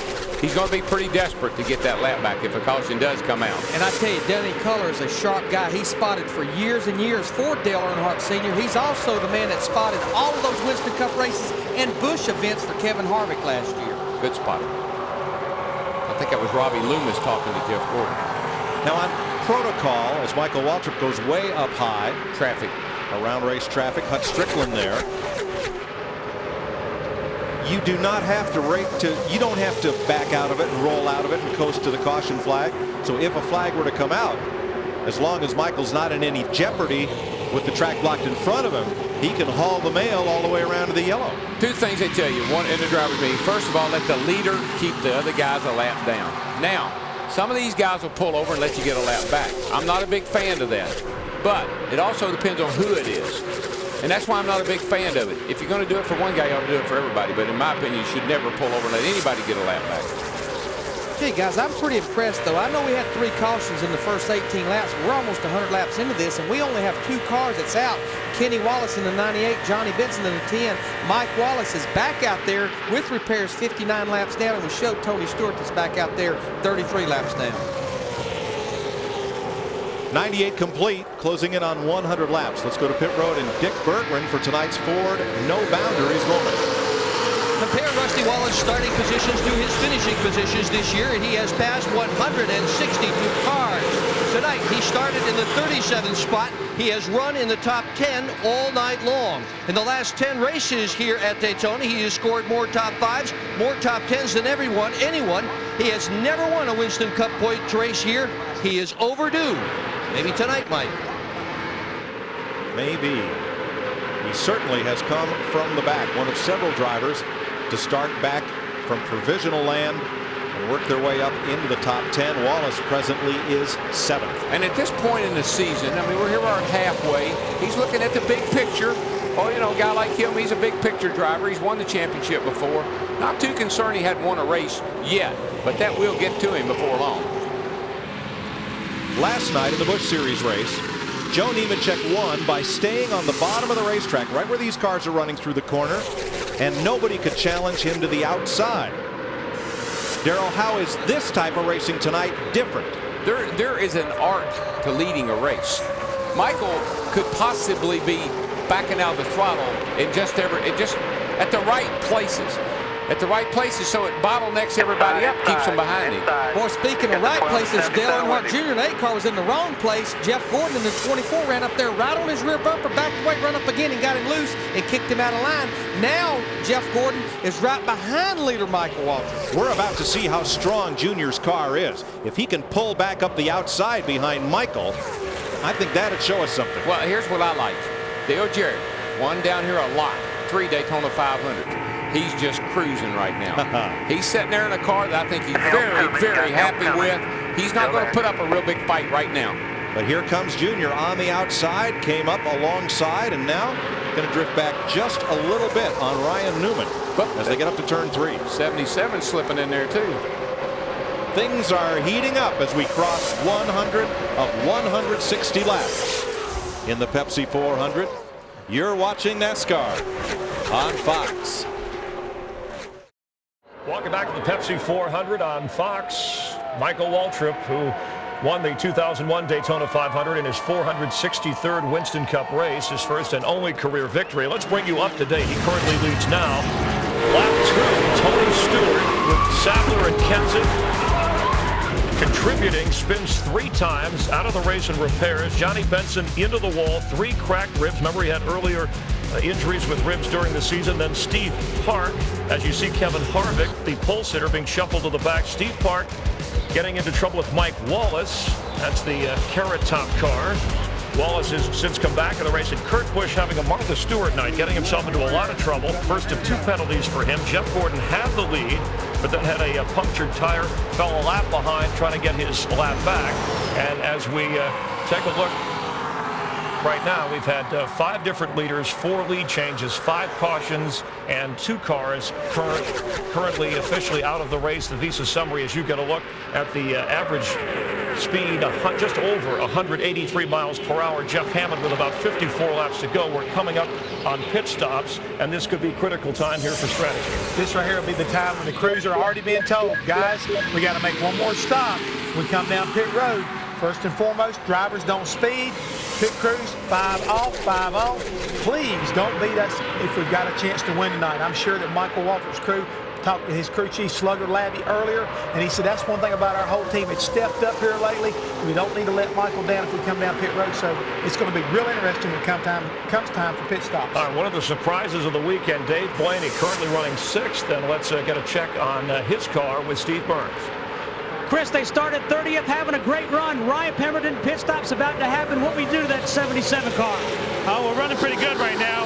It starts out a little funky there at the beginning of the run. It kind of car dances around, but if he holds it on the bottom, it seems like he can hold his line, keep a lot of momentum off the corner. So towards the end of the long run, I don't think we're going to make any changes here. We're going to have about 50 laps on our tires at the end of the race and hope for the best.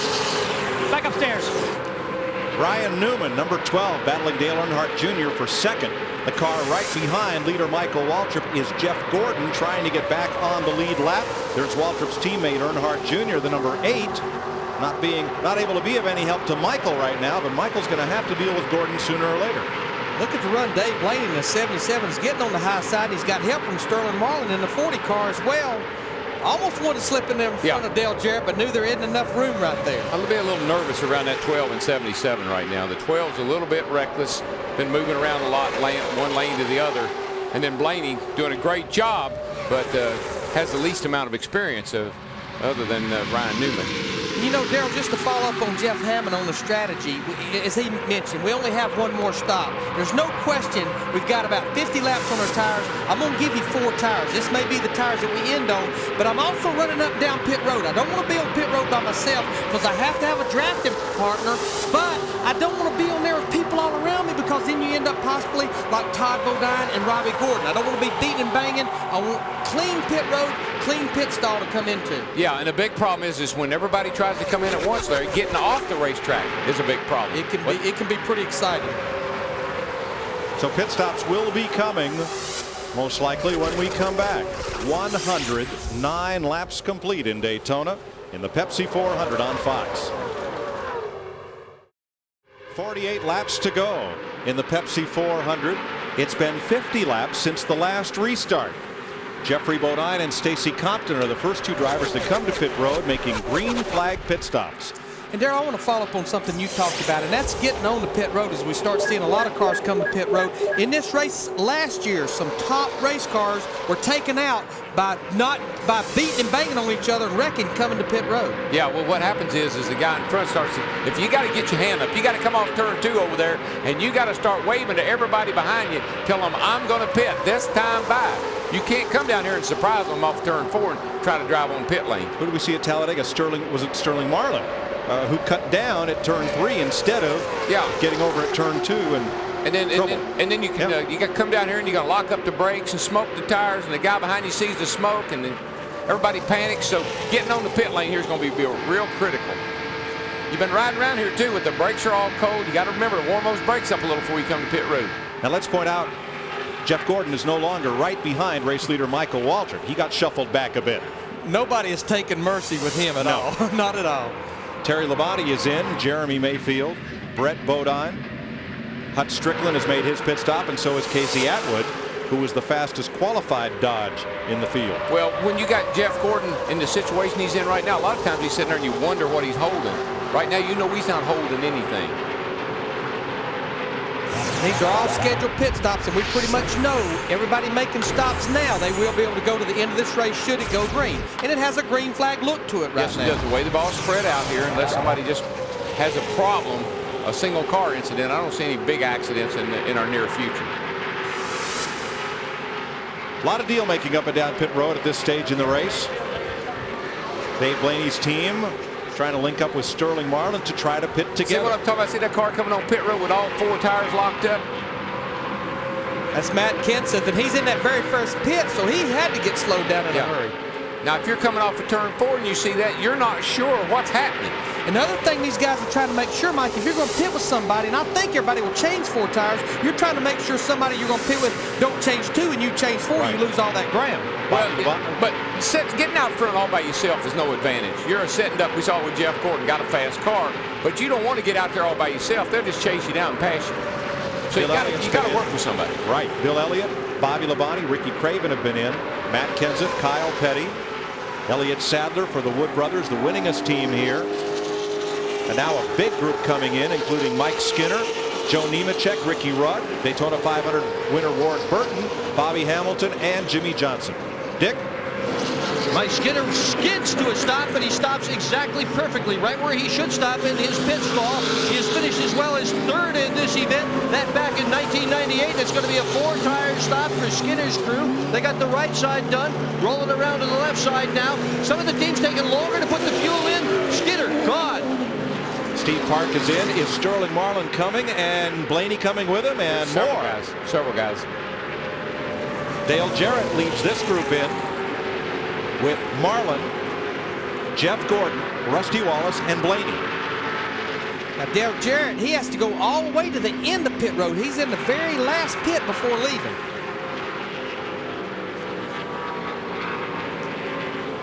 Steve Burns. Dave Blaney has never won a Winston Cup Series race. He had a clear shot in because Tony Stewart had already pitted. There will be no adjustments to this number 77 of Dave Blaney. Left side tires going on the 77 of Blaney. No other adjustments to that race car. Let's go to Matt. The 88, trouble on the left rear. Dale Jarrett, trouble on the left rear. A slow stop. They made a major wedge adjustment. Jarrett was a little bit tight. Let's see if Michael Waltrip and Dale Earnhardt Jr. come in this time. Jeff Burton locks up the brakes coming to pit road. It is Waltrip, Earnhardt, Ryan Newman is in, Mark Martin, and Jeff Burton. Now Michael Waltrip's pitting in pit 25 right here. Dale Earnhardt Jr. has to go all the way to the end of pit road to pit 3. Dick Burton. Michael Waltrip, a nice job of bringing the car in. He stopped exactly where he needed to stop, right in front of his crew. That gives them the best possible opportunity for a fast pit stop. 1 round into the left rear. 4 tires. He's going to take 4 and gas. Michael, a nice stop, gone. A 4-tire change for Dale Earnhardt Jr. trying to win back-to-back Pepsi 400s. They made an air pressure adjustment in the right front. They went back to a setting they had earlier in the race. He was loose earlier, but he was recently tight. Michael Waltrip gets out before Earnhardt Jr. and Jeff Burton had trouble leaving his pit.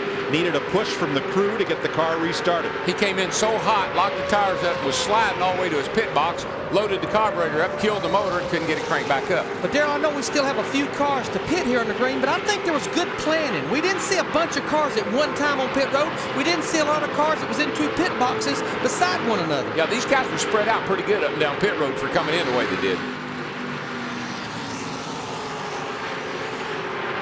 Now you're going to see the difference in pit stops pretty plainly here. See Mike Skinner in the 4, Ricky Rudd in the 28, Ward Burton in the 22. That group was running in that second pack, 10th to about 12th.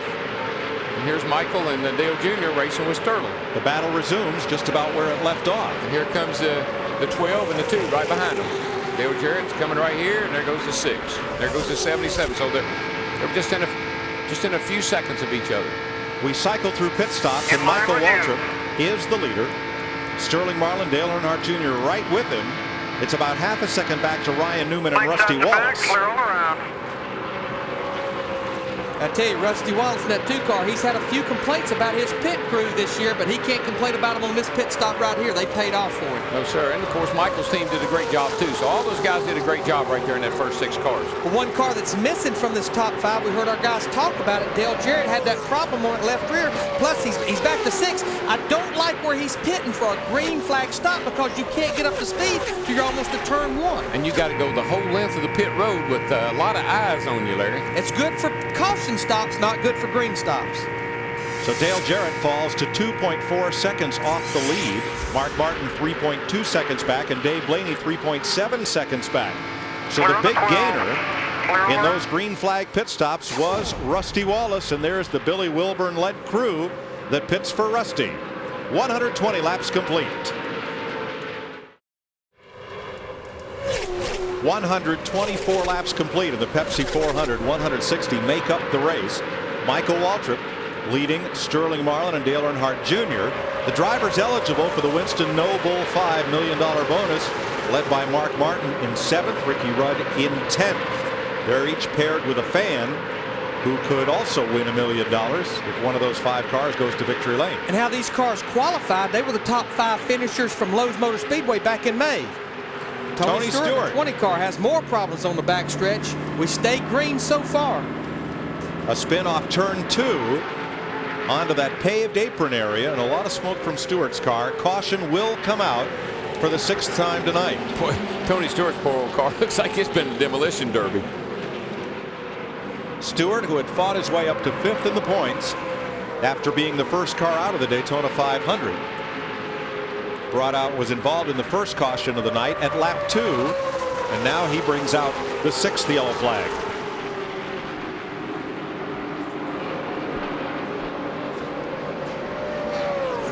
I don't know if Gordon is he's not in a position to get a lap back, is he? No, he lost a lot of ground right before that stop and on the pit stop itself. Elliott Sadler trying to get a lap back, short by 2 car lengths.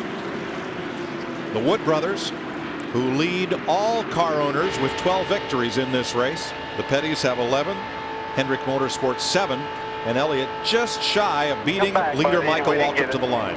That would have been big for him because the only 1 lap down. That'd put him back on the lead lap. See what happened to Tony Stewart. Oh, he just thing gets loose on him, starts coming around, and spins it down on the apron. She just gets loose. Here she comes. You see all that paved area there, Mike?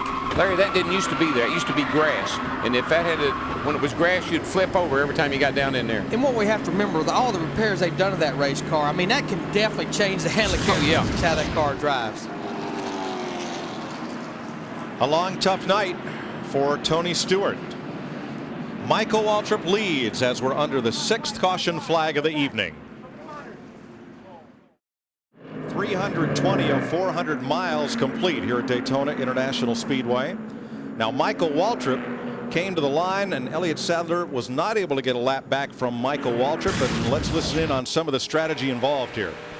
Caution's out, caution's out, caution's out. All right, 21 wants a little help. 21 wants a little help, it's up to you. Where's the 24?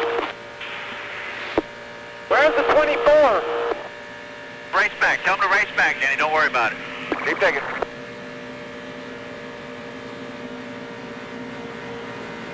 Before it's just now into 1, Slug. He's took the yellow.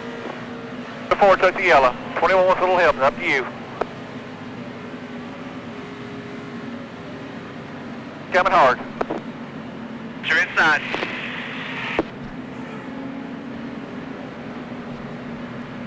Well, see, that kind of ties into what we were saying earlier. Where's the 24? Don't want to let him have his lap back. But the 21, yeah, we can let him have his lap back because he can't beat us. But Michael couldn't slow down until he knew that Gordon had already taken the caution, and by then it was too late to be of any help to Elliott Sadler. Dick Berggren. Slugger Labbe doing a great job calling the shots tonight for Michael Waltrip.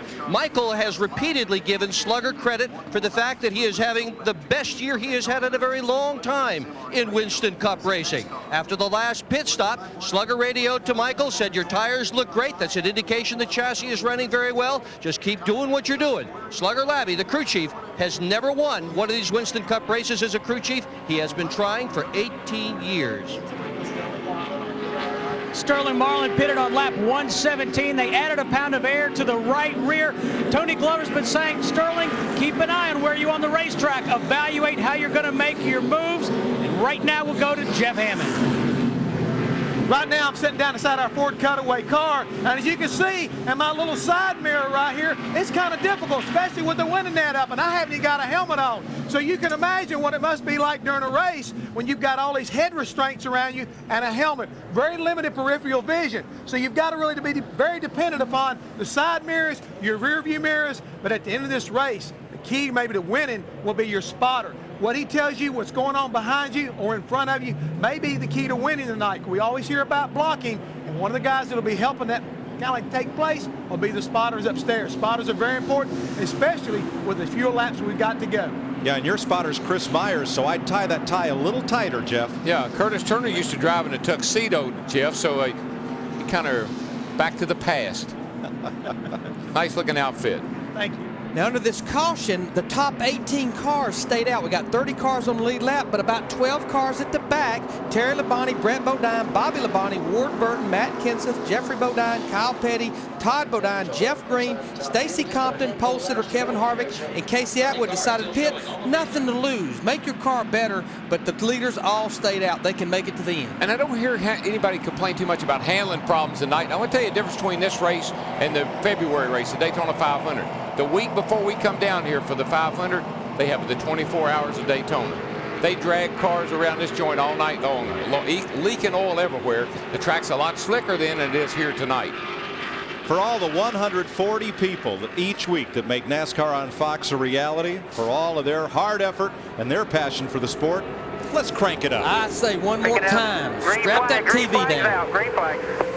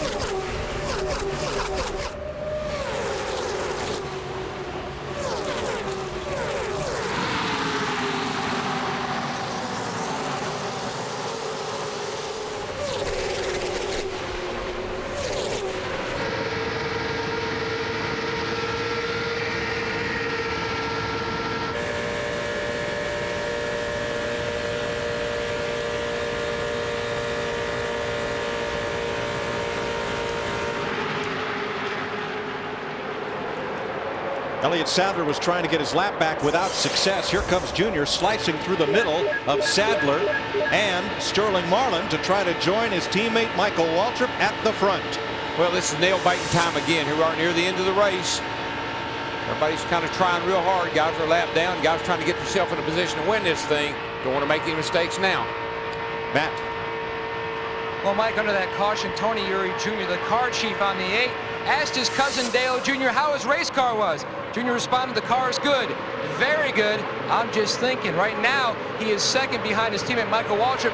Tony Eury Jr. responded, well, the house is even. They've helped us win a couple. Right now, we're helping them. Meanwhile, Dale Jarrett, remember, they made a wedge adjustment on his last stop. Jarrett reports in the 88 car is not as good as it was in the previous run. The 12 right in the middle, Ryan Newman, has all the look of a pinball wizard in the middle there.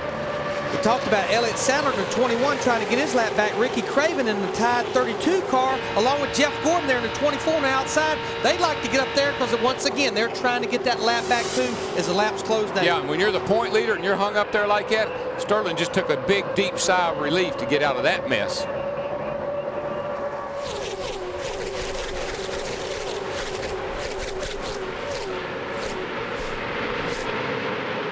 Like I say, everybody right now, this is really got to be careful because we're setting up for what has the appearance of a disaster. Well, and these guys, they slice and dice 2 and 3 wide. We've talked about it all night. That just lets the whole bunch get back together again. Yeah, that caution flag really closed everybody back up, gave everybody another. It's like a whole new race. And the toughest parts are right here when they're coming straight on toward the spotters and coming out of the tri-oval. Right here when the spotters are looking at the taillight panels. They're of little help to the drivers in those 2 short chutes. Well, remember when the race started and I told you the center there right along in here was like the eye of the storm? Well, the storm is brewing again.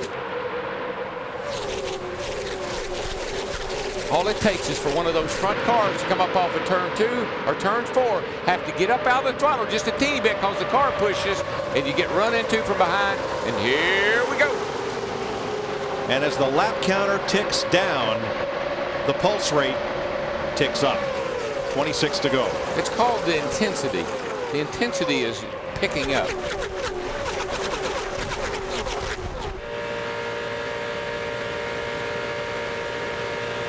Jeff Gordon in 32nd place. One lap. Whoa, there you go. There you go. This is it, guys. Jarrett, Nemechek, Jeff Burton, Mike Skinner. It's One over. car hard up into the wall, joined by another. And they just keep wrecking. And the hits keep on coming. And the big hit was Joe Nemechek. Brett Bodine on fire.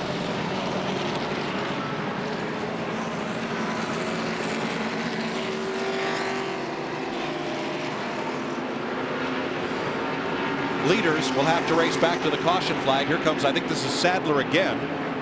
It is Elliott Sadler. Yeah, but here comes Gordon back right back here behind him. Yeah, He's there coming comes off the turn 24 4. car right there. He's trying to get his lap back as well. Elliott Sadler looks like he will accomplish it.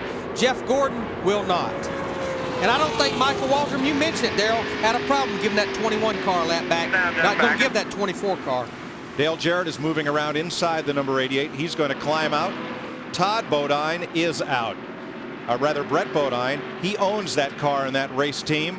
And of that number 11, there is little left. Matt Kenseth is involved. Heavy nose damage. But I'm worried about Joe Nemechek. That car hit the turn 1 wall with tremendous force. There's Mike Skinner. That's Dale Jarrett. Jarrett's out and he's looking over the car, and there's Martha Nemechek, Joe's mom. Last night Martha was celebrating Joe's victory. Tonight she's in tears. I don't know whoever got down the apron got turned. Mike Skinner has come to rest. Had a good run going there. See Bobby Labonte. All kinds of damage to that car. Now Brett Bodine's out of that car. And the good news about the Joe Nemechek car was they were attending to the car, not to the driver's compartment. So we can presume from that Joe's okay. And here's Mike Skinner moving around.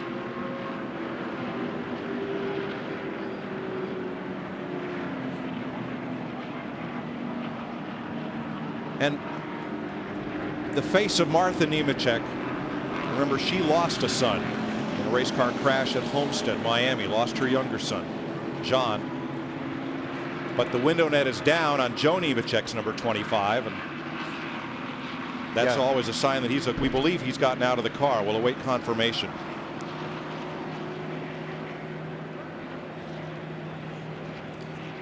Joe Nemechek is out of the car. Brett Bodine is out of his car. The wings will be extra crispy tonight. This starts by somebody getting crowded down on the apron here. Oh, Dale Jarrett. Dale Jarrett goes down in front of the 21 car, wasn't that? Oh, no, that was the 99 car. Oh, man, you're right, Mike. Nemechek took a hard lick. Then the 4 car. Saw the lick that Brett Bodine and 11 took there in front of Joe Nemechek. Steve Park. Look at Blaney in the 77 all the way down on the apron, along with Jimmy Johnson in the 48 as well.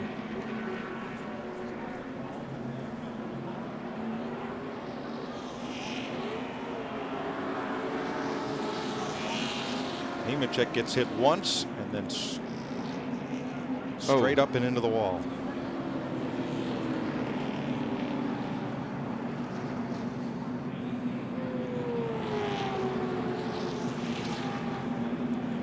The drivers call it the big one. And Darrell, I think we've accepted it's somewhat inevitable in this type of race. Let's see if Jeff Gordon gets through this.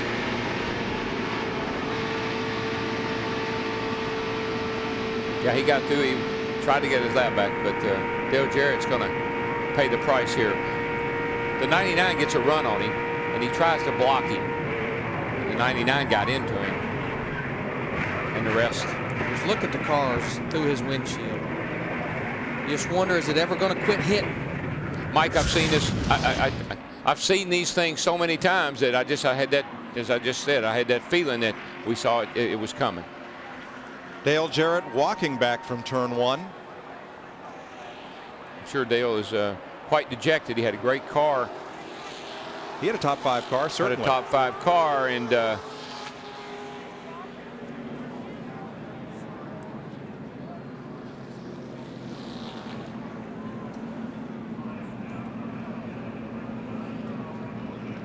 Jarrett a wave to the crowd. I believe he waved off a ride in the ambulance earlier. They will insist that he goes to the care center. kind of mandatory. Right. I think right now he just wants to walk back to the pits by himself. Yep. I'm thinking that he's probably a little upset with himself. Here's Brett Bodine, who is okay. Get a little water there. And it's another truck Dale doesn't want to drive. Well, it's what happens here is, Burton had a run on the 88, and the 88 tried to block him, and they came together, and when they did, it just it started this. Jimmy Spencer cut left, and I think he missed it. Just barely. Terry Labonte there. Nemechek came straight up the track in front of Spencer's 41, and so did Skinner. Look at Ricky Rudd in the 28 car. He's going to go to the bottom of the racetrack and just barely get by Jeff Burton. See, these cars will go up and down. They start at the bottom, they go up, hit the wall, they'll come down, and sometimes they'll go right back up. That's why it's so hard to miss a wreck here. There's just no way that the cars will stay in one spot. Jimmy Johnson creeping through. This is coming to the start-finish line. You see the 99 drop down to the inside. Got a run on Jarrett. Starts to look to the inside. It's kind of hard to say what happened there. It looked like Dale tried to block him, moved down a little bit, and when he did, they come together. Not so sure. There's that lick again by Joe Nemechek. That was a hard lick. Well, so was the 11 car. I mean, those two cars really, they cracked that wall hard. It was like Skinner was a croquet ball and just sent Brett Bodine into the wall. Saw Steve Park in the one car involved as well. This next replay in real time.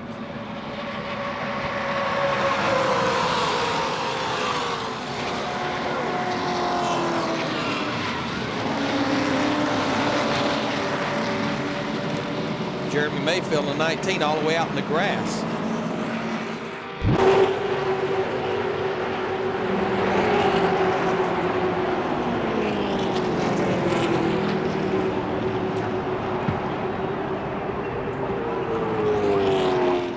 Folks, I've been in these things, and I tell you, TV we just can't do it justice as to what that feels like. The caution is out at Daytona International Speedway for this grinding crash with 21 laps to go. Welcome back live on Fox, the Pepsi 400. At least 14 cars involved in the crash. Every driver is okay at this point. No serious injury, including Dale Jarrett in the 88 car, who walked back, and it was a long walk because an ambulance did not appear in the amount of time in which he got out of his car.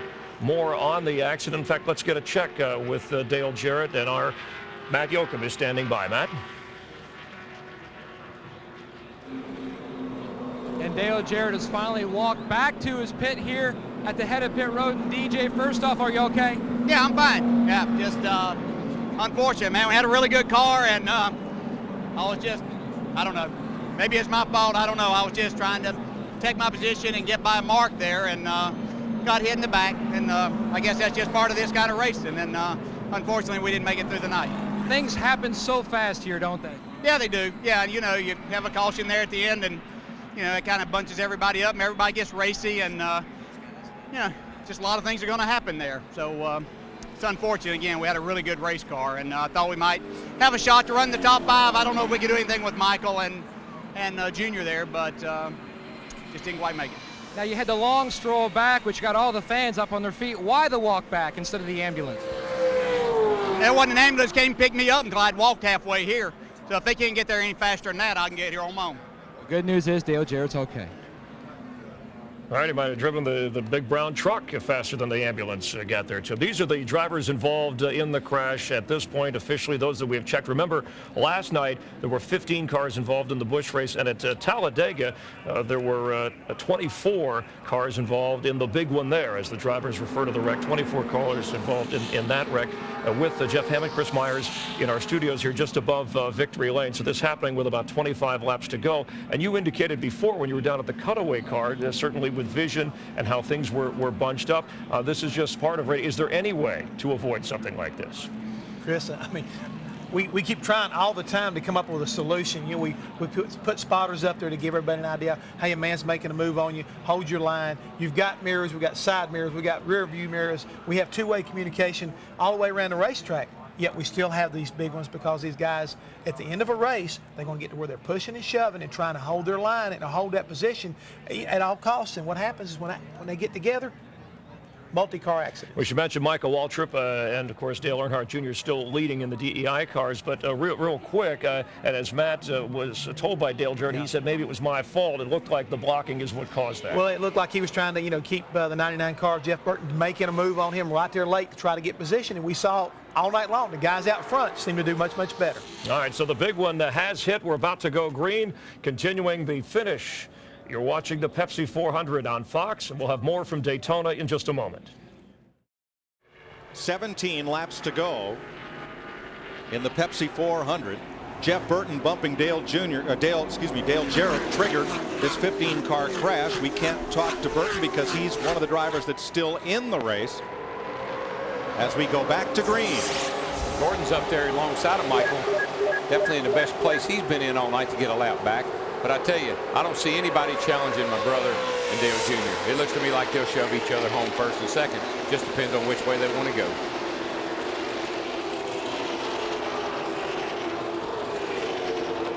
Let's get an update on Earnhardt from Matt. Well, Mike, on lap 139, there was some interesting conversation exchange between Dale Earnhardt Jr. and Tony Eury Jr. Dale said, I think I will help Michael win it. It's up to you, but Tony Jr. jumped in, but that's like the Cowboys winning because the Redskins let him.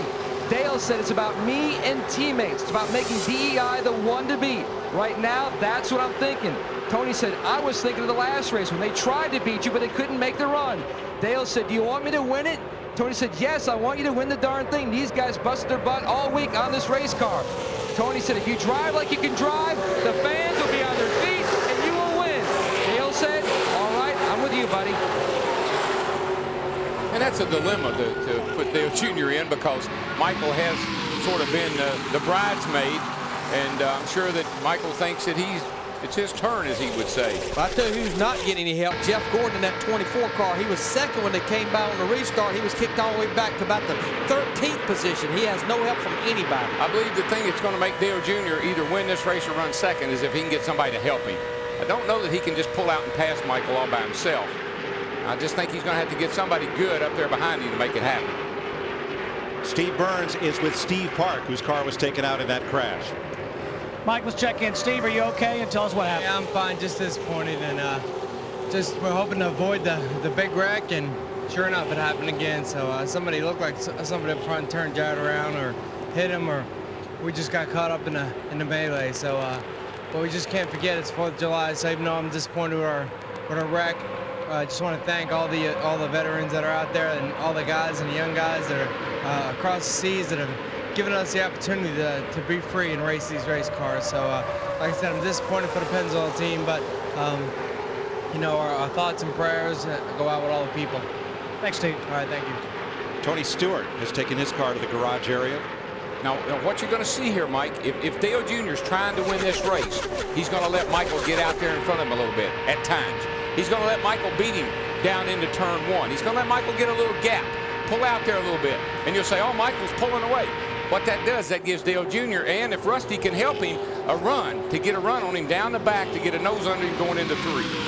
Darryl, we talk a lot about teammates. We have 2 sets of teammates in the top 5, but I just don't know that it can happen here with teammates. You got Ryan Newman, Rusty Wallace. I mean, when you got that many cars, you've got to look after number 1 yourself. Yeah, I don't think it can help you necessarily, but what you don't want to do is hurt your teammate. Absolutely. I mean, you don't want to put yourself in a position where somebody else would beat both of you. So that's it's just a tough place to be. Richard Childress used to tell Dale Earnhardt, Mike Skinner, you beat one another if you want to, but don't you help somebody beat my other guy. That's exactly right, and I think that's what they're kind of faced with right here. The hungriest driver in that front pack has to be Rusty Wallace. He's never won a Winston Cup points race at Daytona. He does not yet have a top 5 finish this season. 6th at Atlanta is his best. He and Billy Wilburn believe they have a car that can win. He sits third behind the 2 Earnhardt Incorporated Chevrolet. He's been gaining on Daytona, though, Mike. Last 10 Daytona starts, top 11 finishes in all but one of those races. They've been gaining on it slowly but surely. And you missed a big one by running up front, but so far, he's missed every big wreck they've had. Talladega, Daytona, he's been ahead of it, or gotten through it somehow. And that's big points days, big points paying days. Now, if you believe in Lucky Charms, Dale Earnhardt Jr. is on the cover of this week's Sports Illustrated. They devoted a whole issue to the jinx of being on the cover of that magazine. So if he wins, it will certainly upset that apple cart. It's probably about time. Tell you the truth, I wish you hadn't mentioned it. I had forgotten about that because on the radio show the other morning, they were asking me about that very thing. I said, well, we'll see. And you know what? We'll see. Become the 10 to go this time. Right now, that top 5 or 6, they look content, but you better look quick. They're not going to be content for long. Yeah. What's going to happen if somebody tries to make a move here, then it's going to really change everything, because look how many cars are lined up in a row here. 10 to go. Caution. Caution is out. There's debris on the racetrack, putting us under caution with exactly 10 laps to go. Now, where did Gordon go that time? There he is on the bottom right there. There you see it, but I think they took the caution. Yes, they took the caution coming to the line. Yeah, and he knows it now. Above the white line in turn 2 is where debris is reported.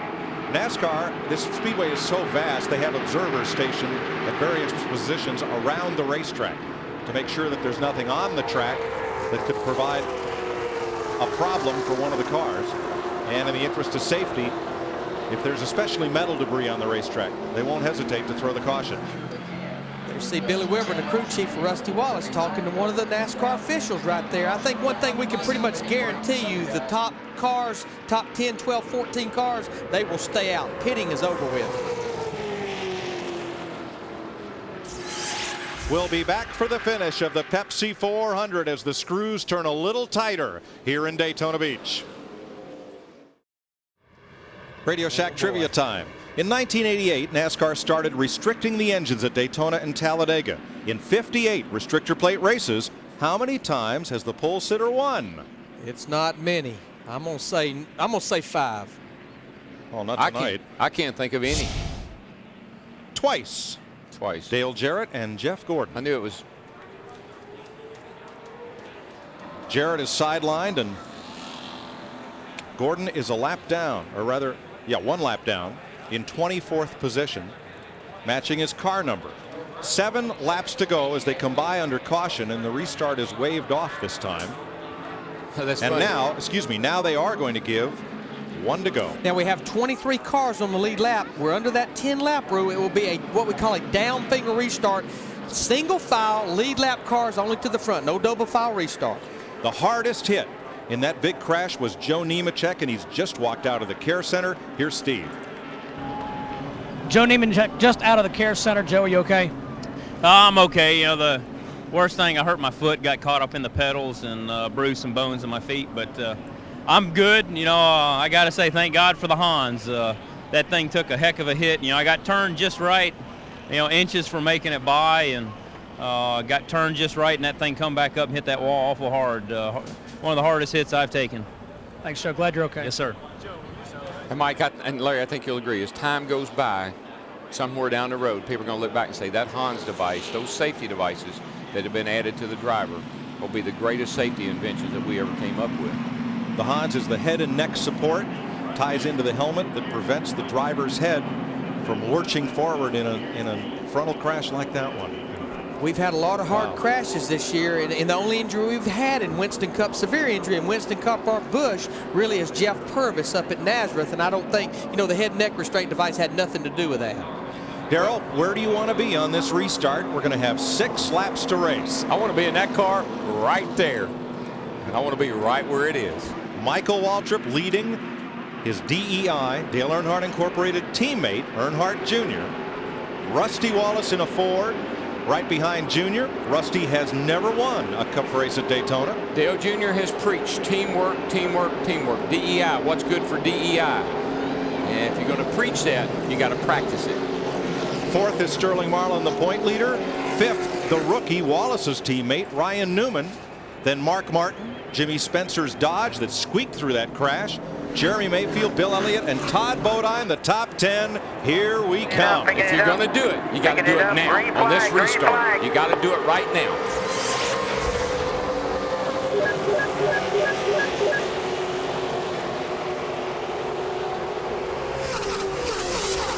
See the group back there about 11th and 12th. Jeff Green and Stacy Compton, the only cars right now stepping out of line, the 30 and the 14.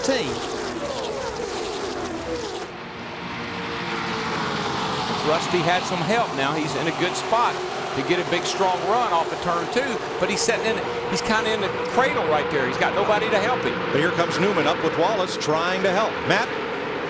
Well, Dale Earnhardt Jr. is trying to get the 2 to help him, but apparently Rusty Wallace is running warm, so he won't stay tucked up underneath the 8 of Dale Earnhardt Jr. In fact, Junior spotter Ty Norris about broke his radio, jumping all over Wallace's spotter to try to help the 8. Boy, Rusty just put a block on his own teammate, and now it's going to cost him. But the good news for Michael and Dale Jr. is they're just pulling away.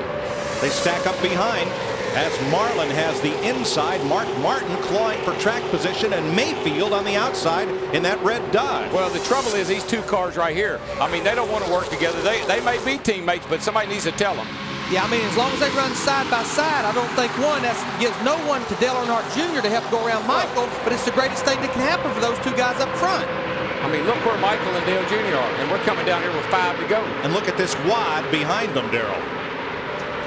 You talk about teammates, you do have Sterling Marlin in the 40 car. You have his teammate back there, Jimmy Spencer, in the 41 car. And Jimmy Spencer, he dodged the big one, and he's up there running in 5th right now. Well, they get sorted out here at the front. I think everything will work out fine, but boy, Ryan Newman and Rusty were really going at it. 3 wide all the way from 10th place on back.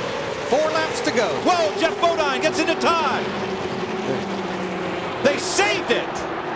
Holy cow. That's as close as you can come to wrecking without wrecking. And here goes Junior by Michael. Now, where's Rusty going to go? Looks like he's going to stay with Michael on the bottom. Sterling Marlin, the 40, he's going to stay with Rusty. They're going to kill him. Earnhardt in the back. There's another car about to cars are all over the place again. Ryan Newman in the 12 car. Dave Blaney in the 77 as well. And they're racing back to the caution. And this could be the race. And here comes Sterling making a run. They'll come to the flag with 3 to go. Michael Waltrip leading them home. Rusty Wallace looking for his first Daytona win. Here they come to the caution flag. And this could be the race. I don't know there'd be enough time to throw a red flag. As we have 3 laps to go. Caution flies. And Dale Earnhardt Jr. comes across in 6th outside of Mark Martin. Boy, that was some that was some in the backstretch, a lot of debris.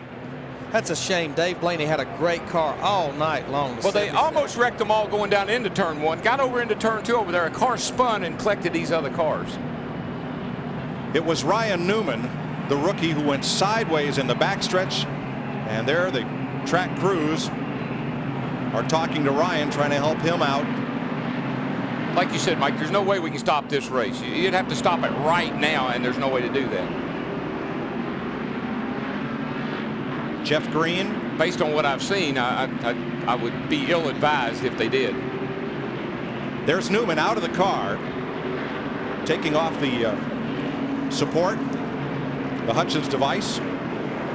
We are hearing that they will not throw a red flag. They'll be coming to 2 to go, so this race is going to end under caution, it looks like. And NASCAR's policy on red flags is they will only red flag the race if they have enough laps to clean up the incident, get the race restarted, and in this case, they do not. You almost have to have about 4 or more to go before you can do that. I'm not going to say anything, because we still got a couple laps to go here. It's never over till it's over. But once Dale Earnhardt Jr. got up alongside Michael Waltrip and Rusty Wallace dropped underneath, the game was afoot. The first save was Todd and Jeff Bodine, the 2 brothers right there. There they go. Now it looks like they're going to wreck here. They save it. It's Newman outside them, I believe. Come down into. I think Daryl, Ryan Newman had a tire smoke, and I believe he had a tire go down Here's right a good there. shot. I think that here you go. They get into it right there. That's going to cut down the tire, I guarantee you, left rear tire. They go off in the corner. You're going to see a little smoke here now, I believe. See yep, there it is. There it is. A left side tire going down. That thing's going to blow the left rear tire, and it's going to spin off the corner over here. There it goes. Caught the side of the 21. There went the 29. Oh, that 19 just squeezed through. There's a lot of cars that just squeezed by right there. Of course, Dave Blaney, the 77's one that did not. And you can see that the left rear tire is down and off the wheel. That's what made him come around right there. He gets into the side of Elliott Sadler, the 21. Looks like, you see, the tire lets go completely right here, and it comes around then.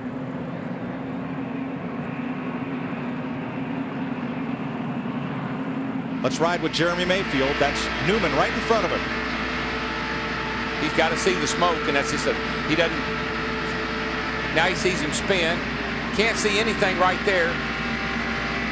Squeezes by. If you could see the other side of his car, that was close. Because you just don't know which way he's going to go up there as he come up on the backstretch. And all season long, and right here especially, I've got to give an attaboy to our cameramen, our tape operators, our replay producers for being able to share all of these images with you instead of all of us wondering what happened. Great job, fellas and girls, and thanks for all of it. That's Buffy, Michael's wife, and she's just like I am. She's not going to say anything yet. They will be coming to the white flag this time, being waved along with the caution flag. And Daryl, it wasn't but about 2.5 months ago, everybody was saying Michael Waltrip's out of this race car. You just look at the runs he's had the last month and a half, and he's about 2.5 miles away from getting his second career win, first win of 2002. I have never seen him, ever since he's been racing, I've never seen him drive better. You know, his first win, Daryl, he didn't get a fair chance to celebrate here at Daytona. His victory marred by the tragedy of losing Dale Earnhardt, his car owner and benefactor. Michael didn't get a proper celebration then. He will tonight. Oh, yeah. Say what you want to about tonight, but he had the dominant car. He did a great job right there at the end. Looked like I didn't know what was going to happen, and he held on, and he's coming home a winner. And yeah. Well, he did just what Joe Nemechek did last night to win the Busch race. He ran the bottom of the racetrack the whole race long, had the lead, and if you were going to beat him, you'd have to beat him the long way around on the outside. You're riding with him, aren't you? Well, I can't help but think about when we were here last, which was February a year ago. He won. He went to victory circle. Right. But it's a day that none of us will ever forget. Here we are back here for the first time since then. First time Fox has been back. First time Fox has been back since then, and he wins again. I'm proud. I'm so proud of him. That's it. What a great job tonight. He grew up wanting to be a race car driver, wanting to follow in your footsteps, but that was no easy path for Michael. No, we're a generation apart. I'm more like a father to him, and you know what, sons and fathers, you know, he doesn't listen to me very well. He and I have a great relationship, but it's different than if we were closer together in age. But I tell you, Dale Earnhardt owned this racetrack. Finally got that Daytona 500 win. Looks like DEI is starting to own this place. 5 of the last 7 restrictor plate races here. Here he comes to the flag. Michael Waltrip wins the Pepsi 400. All right, way to go, buddy. Rusty Wallace. Second, Sterling Marlin, Jimmy Spencer, Mark Martin. The top 5. Boys, you got to be back here in February. Yes, I love seeing him win a race. I mean, it's a great thrill. Slugger Labby is crew chief. And we heard Matt Yoakum talk about it, getting his first career win as a crew chief. Winston Cup win. But, gosh, I don't know. A guy like me, I don't know if I can take too much more of this or not. Steve Burns. All right, thanks, Mike. Another win for DEI and your first win as a crew chief, Slugger. What does it mean to you? What an awesome feeling. I just told Michael I've been chasing this dream for 18 years. And, man, it took my dad to show me what a half-inch wrench was. I didn't know nothing. And my dad. I tell you, all of him and Dick McCabe and Kelly Moore back home for giving me the chance to do this. And Teresa and Ty and Steve Mill and Richie Gilmore and Michael Waltrip. You know, I mean, a lot of people didn't believe in Michael, and I did. I left a good team to come work for DEI and Michael, and man, it's just an awesome feeling. Slugger, how have you guys turned this team around? It's hard work, man. We cut everybody off over the winter. We totally restructured the whole 15 team. All them guys back in the shop. I want more of that. I want more. That felt good, didn't it? Yeah. Just everybody, man, at DEI for sticking behind me, and Stiffy and Pops down there and Paul Andrews. I mean, we work good together, and none of this is possible without everyone at DEI, and it's an awesome feeling. Go celebrate in victory lane. Thank you. Appreciate it, man. A lot of good stock car racers come from the state of Maine, and Slugger Labbe is one of them. Well, what Michael told me over and over again, he said, I love Slugger. He believes in me. And Larry, you know, Jeff knows, when the crew chief and the driver, when they believe in each other, there's no stopping it. Exactly. Time to mess up all that pretty paint in the infield, I think. Let's see. I don't know now. It's pretty muddy out there, bud. Let's be careful. Get over here and tear up the good stuff. Don't just get on in there and get some of that good stuff. And 1 year ago, he was out in that grass celebrating the win for his teammate, Dale Earnhardt Jr. Now he's out there celebrating his own race team.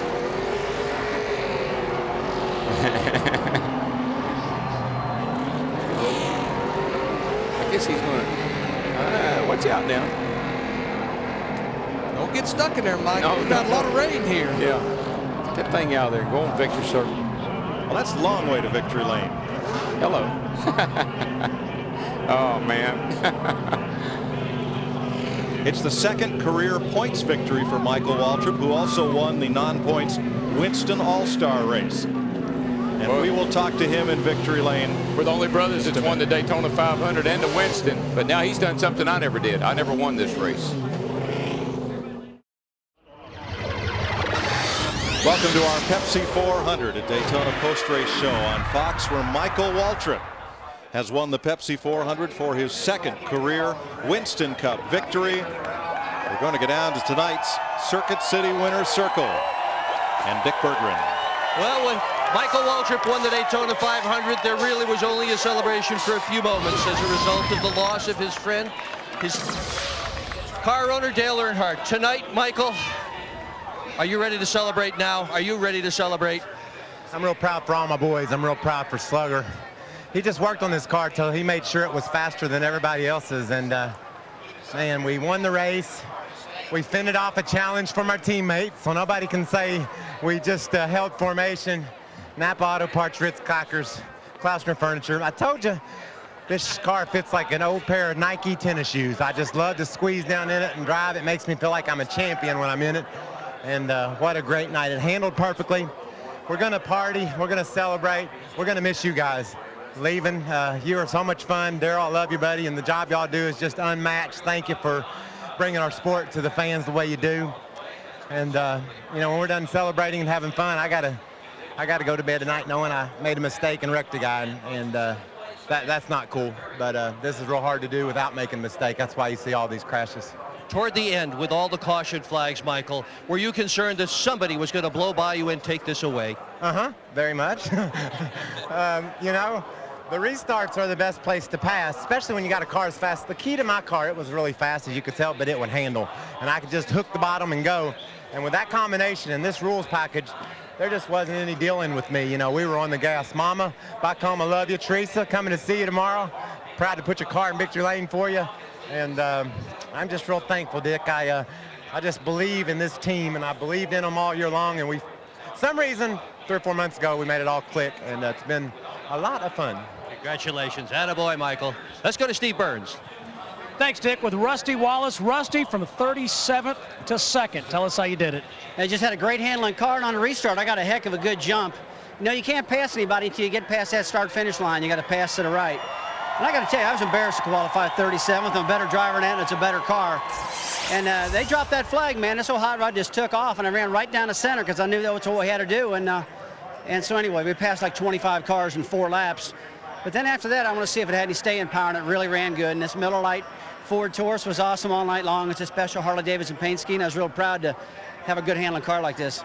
How about a shot at the win? Was there anything there, Rusty? Not really. I mean, I'm a real optimistic guy, don't get me wrong, and I try to win everything. But if Junior wouldn't have tried to pass Waltrip, I was going to finish third.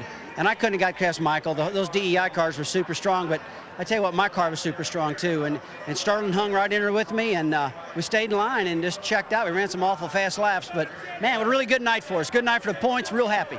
Good job, Rusty. Let's go to Matt Yoakum. We live yet? Well, we are live. Are we live? Spencer's Sterling, what a good deal tonight. What happened there at the last 6 or 8 laps? My buddy Jimmy Spencer pushed us by a bunch of cars. Had a good car all night. Coors Light guys done a good job. Thank everybody at the shop. Chip Ganassi and Coors Light. Whole deal. Car drove good, and thank you. Now ask him about the nose. His nose of his car was dented in. What's wrong now? Oh. What happened to the nose of that car? Everybody gets knocked in at the end of these plate races. You know, we had the track broke up. Everybody broke up pretty good, and good handling cars was pulling away, and I guess Tony Stewart spun, and I just wanted to throw the caution, and threw the caution, bust everybody back up, and you know, when you get bunched up on these restarts with 30 to go, they're going to have a wreck, and hope they don't, but they did. Now, a great Ganassi night, Mr. Excitement fourth. Yeah, it really was. You know, right there at the end, I felt good getting up there with Sterling, and you know, we stuck together, and we worked our way to the top 5. Well, he wasn't a top 5. I got in there, you know, and then Junior made a move there at the end, and I don't blame him. And I couldn't leave my partner Sterling, so I stayed with Sterling, and it prevailed, and we ended up with a top 5 finish for Team Target. 2 top 5 finishes for the Ganassi Racing bunch, and I've got the mic back, Mike. Good going, Matt. I thought Jimmy was angling for your job there. Chevy congratulates Michael Waltrip with the number 15 Monte Carlo on its big win tonight. Michael will tell you the only thing that comes close to Monte Carlo's reputation on the track is its rep on the street. More champions depend on Chevy will be there. Down to Matt Yoakum with Dale Earnhardt Jr. Well, Dale Earnhardt Jr. climbs from his race car, and Jr., you tried to lay some whoop up on him and go for the win with 4 to go. Yeah, I think I should have followed him, but all the guys in the pits, you know, they put a lot of effort behind this car, and you know, they want to celebrate a victory because they know the car is capable of doing it. But I was kind of about the same position Michael was in Talladega, so I should have just stayed behind him. We could have finished second, but you know, I don't know. Wrong decision, right decision. I don't know. I guess I'll never know. So it was a good run for Budweiser, All-Star baseball, All-Star car, done real good tonight, and run second for a long time. Didn't really lead any laps, but we had a real strong race car. I told Michael in the driver's meeting that I'd stay dedicated to him, and that's what I wanted to do. But there was a lot of talk between yourself and Tony Jr. about what to do in that situation. Yeah, he told me if I didn't try to win the race, I wasn't a race car driver, so I had to try to win the race. But the good news is he scored his first top 10 finish since his win at Talladega. Here's the order of finish for the Pepsi 400. Halfway through the season, it's flown by. But it's been exciting. I tell you, you know, we saw the young guns in the beginning, the Jimmy Johnson, Ryan Newman's, Kurt Busch, but now all of a sudden the veterans are starting to prevail here as we zoom in on the second half this season. Yeah, and I feel sorry for Dale Jr. I think he got talked into doing something that he didn't really want to do. When he practiced, you got to practice what you preach, and he knows that. Proud for my brother. 21 cars finished on the lead lap tonight, and more than a dozen ended up in the garage as a result of the big 2 tonight at Daytona. The Winston Cup points at the traditional halfway mark of the season show Sterling Marlin hanging on to a 77-point lead over Mark Martin. He gained 15 points of advantage tonight. Jimmy Johnson, the rookie, Rusty Wallace, Jeff Gordon, the top 5. And you know, we talked about 3 guys that wanted to get back to Daytona, get their season turned around. They're all in the top 10. You've got Dale Earnhardt Jr., you got Ward Burton, you got all those guys. They prevailed tonight back at Daytona. Let's do a midpoint of the season checkup on the NASCAR Busch Series after Joe Nemechek's win last night. Greg Biffle leads Jason Keller by 39 points. Jack Sprague, who crashed last night, Scott Riggs, the rookie, and Scott Wimmer. And the Craftsman Truck Series points brought to you by Sears. Ted Musgrave with a 61-point lead over Mike Bliss, David Starr, Rick Crawford, and Jason Leffler. What a fun half a season it's been. Down to the Hollywood Hotel to close it out. All right, thanks, guys. Another terrific job. It has been a pleasure having you call the races through the first half. And usually a bell, that means there's a shift change. And we welcome in Benny Parsons, very familiar, part of the racing family, and the crew at NBC as you will take over the second half. We wish you and your colleagues a lot of luck, and nice to have you with us here. Well, it's been a very exciting first half. I hope we can just continue this excitement in the second half. I wanted to get your thoughts on this race. I mean, you were sitting up here with Jeff Hammond watching, and you both said, hey, the clock's ticking, the nail's been pulled on the hand grenade, and all of a sudden the 15 cars in a pileup, the big one. It just seems like it happens every time when we come to a restrictor plate race. Unfortunately for these guys, they've got to go back to Talladega October the 6th and do this one more time. Yeah, Jeff, let's talk about it. We saw Dale Earnhardt Jr., his gamble, if you want to call it that, allowed Rusty to finish second, but that's what a race car driver has to do. Well, that's what you're supposed to do. And early on, you know, when we talked to him before the start of the race, he said, well, I'm leading. Michael's going to follow me. If Michael's leading, I'm going to keep pushing him. But that there is a competitive nature, and I think it's really a good thing because everybody keeps saying, hey, teammates shouldn't work together. I think they worked together well all night long. He kept Michael up front, but when it came time to go up front, there you see Michael Waltrip out there hoisting the trophy in victory lane, and how excited he must be. He did what he should have done. He'd made the move. Rusty Wallace, being a cagey veteran, he slid in there, brought Sterling Marlin with him, pushed him back to 6th. But hey, it was a great finish right there at the end. And Darrell made the point. Nice to see as the fireworks go off, continuing this 4th of July, this holiday weekend, that Michael Waltrip having a chance really to enjoy and savor this victory when he won the Daytona 500. Obviously, that's the night that we lost Dale Earnhardt, and I think we all probably he's watching from somewhere up above and smiling and enjoying this moment along with Michael and DEI. Let's talk about the points race. Benny, you NBC guys have a lot to look forward to in the second half. Things are tight. All the young guns, but the veteran Sterling Marlin hanging onto that points lead with Mark Martin second. As we take the road to Miami in the final race of the year, the points battle is terrific this year. I can't wait to see who is going to have to end up winning this thing because it is so doggone tight. You like anybody right now, Vinny? No. You don't like anybody. I want to put this just put that over your jacket there with that. Sir. Just for the end of just humor him a little bit. Just for the end of the night. I have to do it all the time. I have to humor him, but hey. All right, and I've enjoyed Jeff working with you here. I have had a great time. All right, and Benny, a pleasure. Good luck in the second half. Very much. All the NBC guys. Yeah, It'll be great job, guys. Another great season at NASCAR. As we wrap things up from Daytona, UPS, the official delivery company of NASCAR, delivering a chance to win 4 tickets to the 2003 Daytona 500 on Fox. Who knows? Michael Waltrip may win it again. All you have to do is log on to foxsports.com, keyword UPS Racing. First half of the NASCAR season highlighted by Generation X drivers and the savvy veterans. Rookie Jimmy Johnson won twice. 23-year-old Kurt Busch drove to victory lane. But the familiar faces behind the wheel, they were the ones at the top of the points heap. Sterling Marlin, Mark Martin, they had wins. Dale Jarrett and Ricky Rudd all in the 40-something crowd. And as we wind up our coverage, we thank the drivers and the crews of NASCAR for a terrific ride. Our production crew, over 150 people, they work long hours each week to bring you the best from the racetrack. We especially thank the racing fans for their loyal support and for putting up with our sense of humor. Good luck to NBC. NASCAR on Fox returns February here in Daytona. I'm Chris Myers. Thanks for watching.